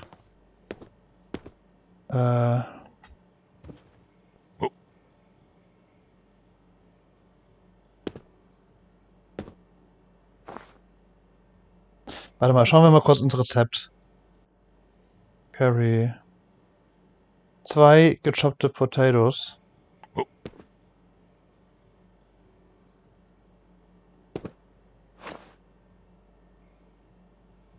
mache ich das halt da unten. So. Das ist so albern. So, erster gechoppte Potato. Ich bin zu PlayStation gewöhnt, jetzt hier mit der X und Kreuz quasi bei der PlayStation. Das ist eine gemeine Geschichte. So, Chop. Soll das cleverer machen. Erstmal alles holen. So, okay, warte mal, einfach von oben nach unten. Steak. Soll ich ausschneiden? Das ist wahrscheinlich irgendwas davon, ne?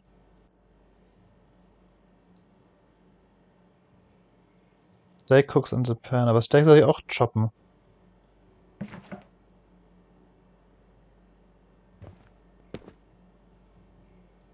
Oder?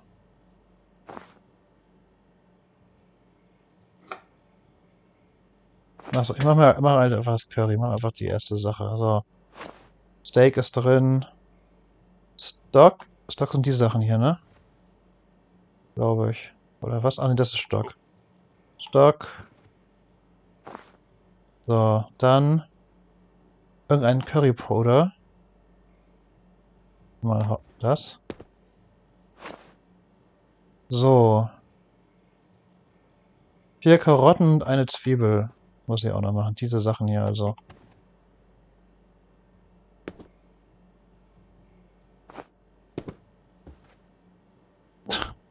Diese Steuerung, dass man das dieser so komisch hinwirft.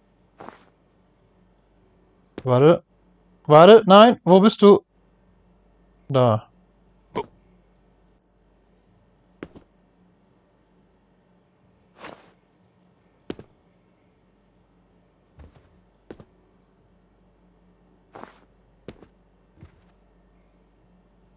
Oder kann ich die direkt mit dem Messer benutzen? Nee. Und die Zwiebel.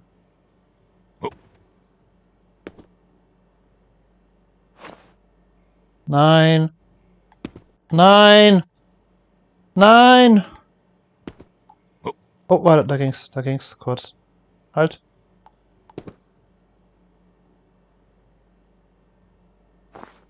So. Oh, warte mal, erstmal Kühlschrank zumachen. Chop, chop. Chop, chop. Chop, chop. Chop, chop. Chop, chop. So, Messer wird erstmal hier hingeworfen.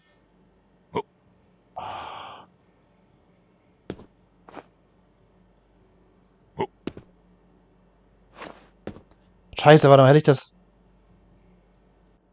Ich habe das Steak nicht geguckt.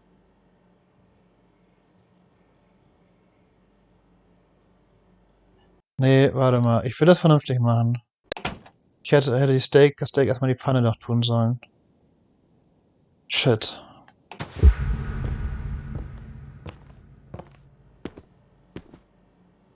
Ah. Okay, alle Sachen hier oben.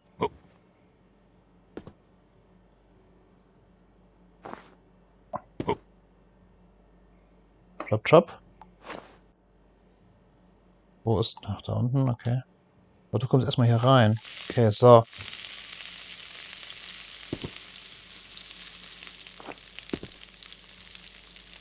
Ich glaube, das ist jetzt fertig schon. Ich habe gesehen, dass es braun geworden ist. Vielleicht...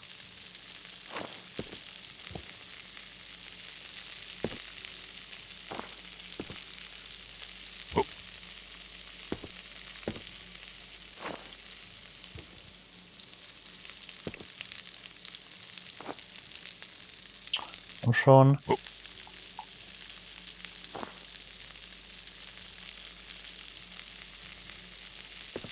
So, okay, also. Steak. Gechoppt ist es. Es kocht gerade und das soll dann ja auch put all in the pot.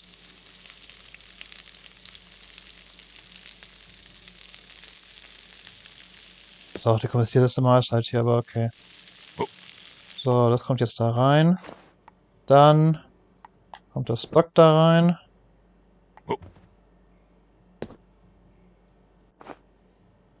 Dann kommt das Currypuder, nehme ich jetzt mal an Milch. So, auch egal.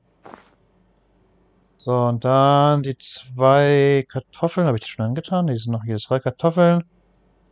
4 Karotten, die Zwiebel. So, hier kommt auch noch darüber, damit ich alles choppen machen kann. So, und du auch noch.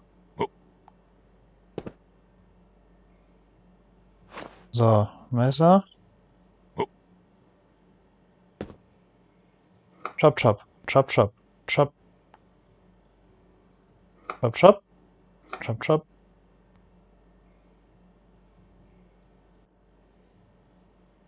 Chop, chop, chop, chop. Chop, chop.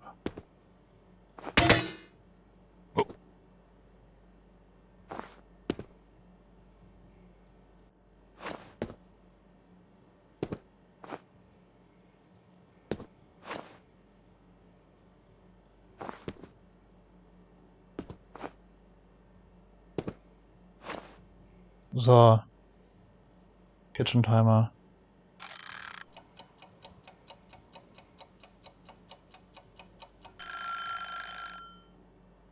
Oh, guck mal, das sieht sogar gut aus jetzt hier auf dem Bild da. So bin ich was Vernünftiges hier gemacht. Das sieht ja richtig gut aus. Nice. So, gucken, ob ich mich auch selber erschießen kann, weil offensichtlich er mich sonst erschießt. Das habe ich schon.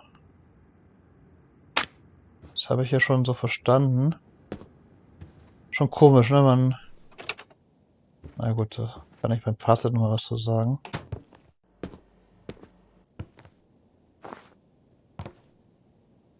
So, muss ich den Stuhl nehmen? Ja, ne?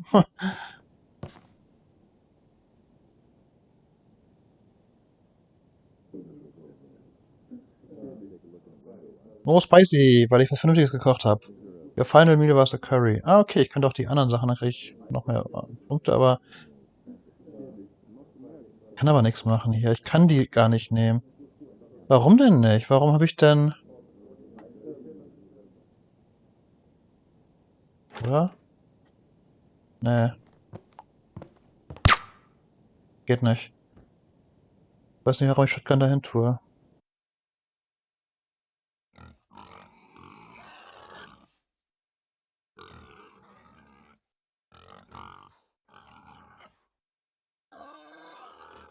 Farmer Rick Sieve, Hitman DC Douglas. Also Farmer bin ich, Hitman war der mich immer erschossen hat. Soul war der eine, der kam. Bill ist mein Sohn und Eddie die Nachbarin. Leaf gespielt von Herself, okay.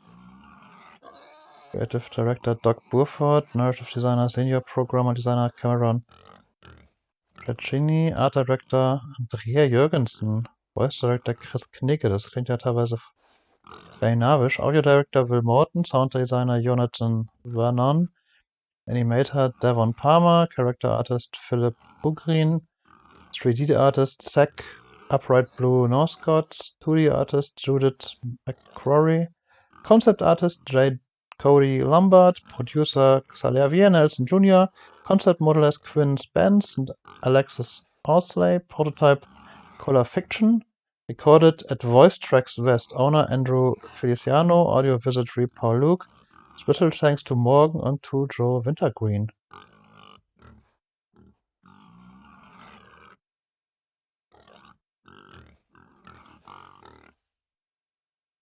Okay, das waren die Entwickler. Wo ist denn das mit Publisher? Publisher kommt hier gar nicht vor. Ah, jetzt habe ich hier Scene Select. Interessant.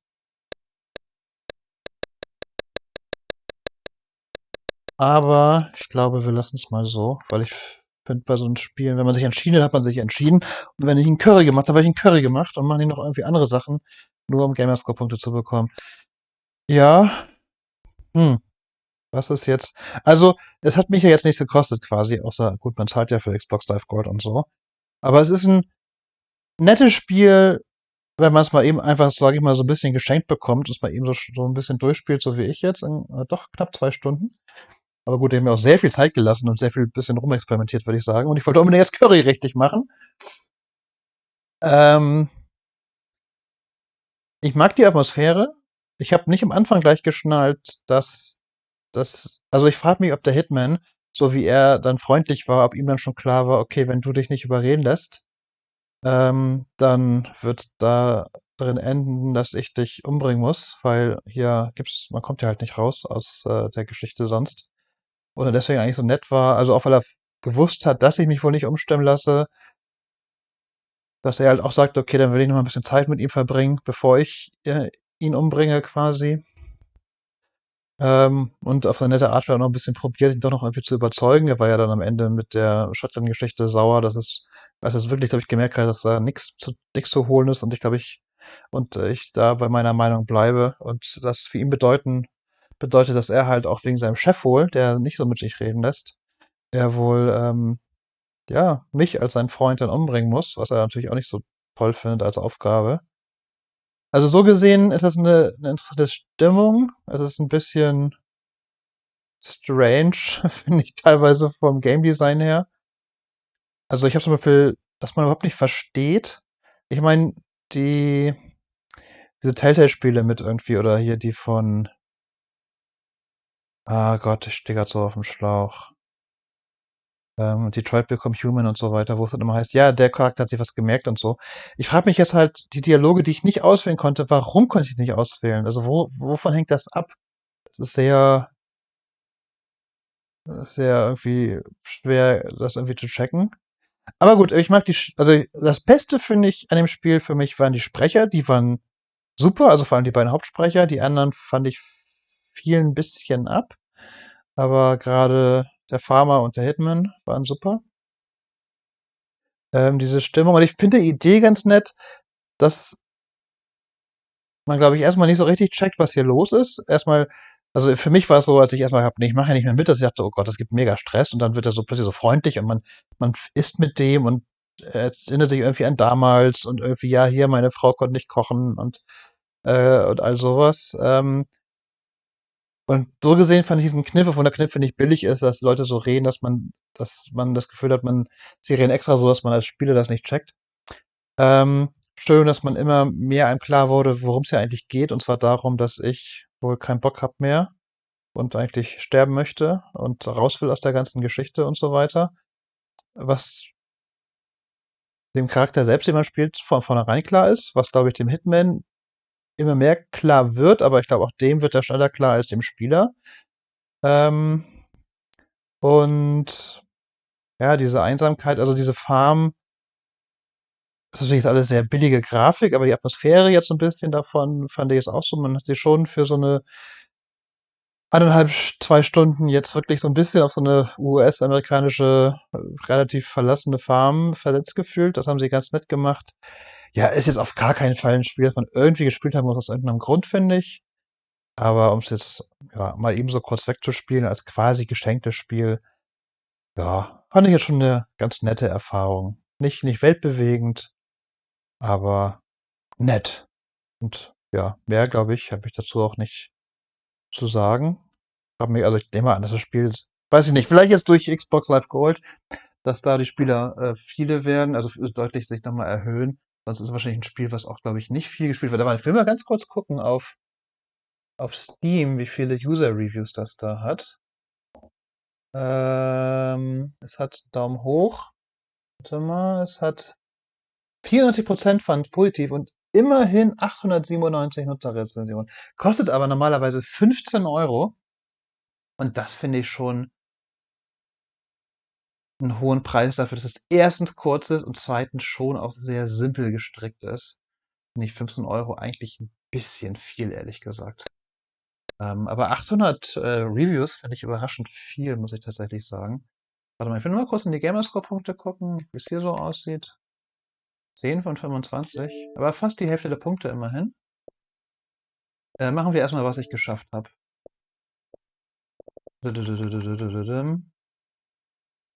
Ich habe das Hufeisen wegwerfen gewonnen. Selbst das haben nur 37%. Also es gibt nichts, was ich geschafft habe, was über 50% gemacht haben. Wahrscheinlich, weil einiges so ein bisschen optional war. Told him goodbye, 32%. Das war, glaube ich, da gegen Ende. Ich habe den Admiral gefangen, 30%. Ja, das kam danach, ne? You started the car, 29%. You breast your last. Das ist, glaube ich, Adios, Freunde. Das war, glaube ich, genau, das war das Spielende mit 150 Punkten. Also immerhin ein Viertel der Leute, die es angefangen haben, haben es durchgespielt. Gar nicht so schlecht. You've got your feelings alright, 21%. Ach, Piano Man.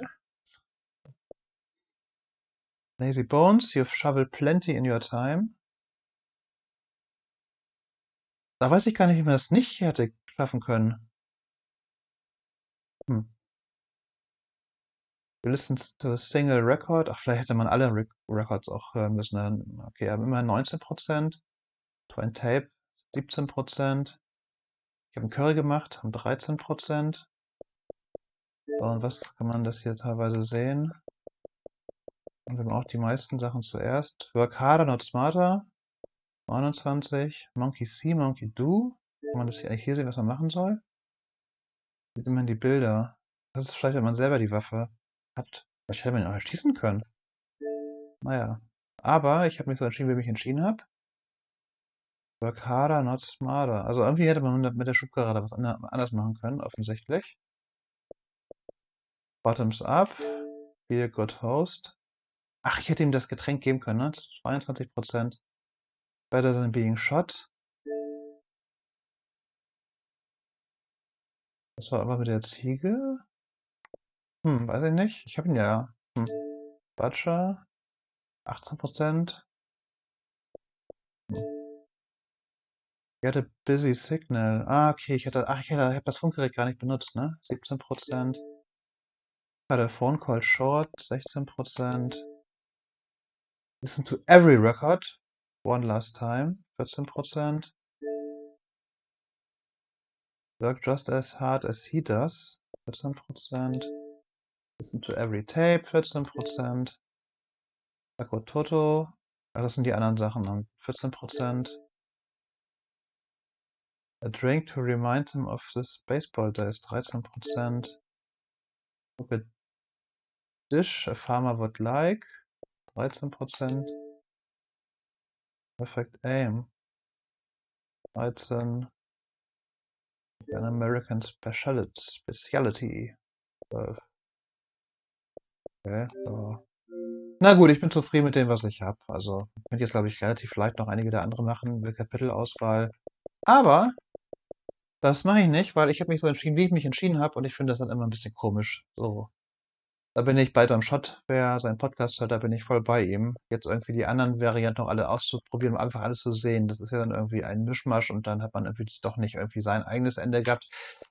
Man muss mit seinen Konsequenzen leben und meine Konsequenz war ein Curry mit mittlerem Gewürz.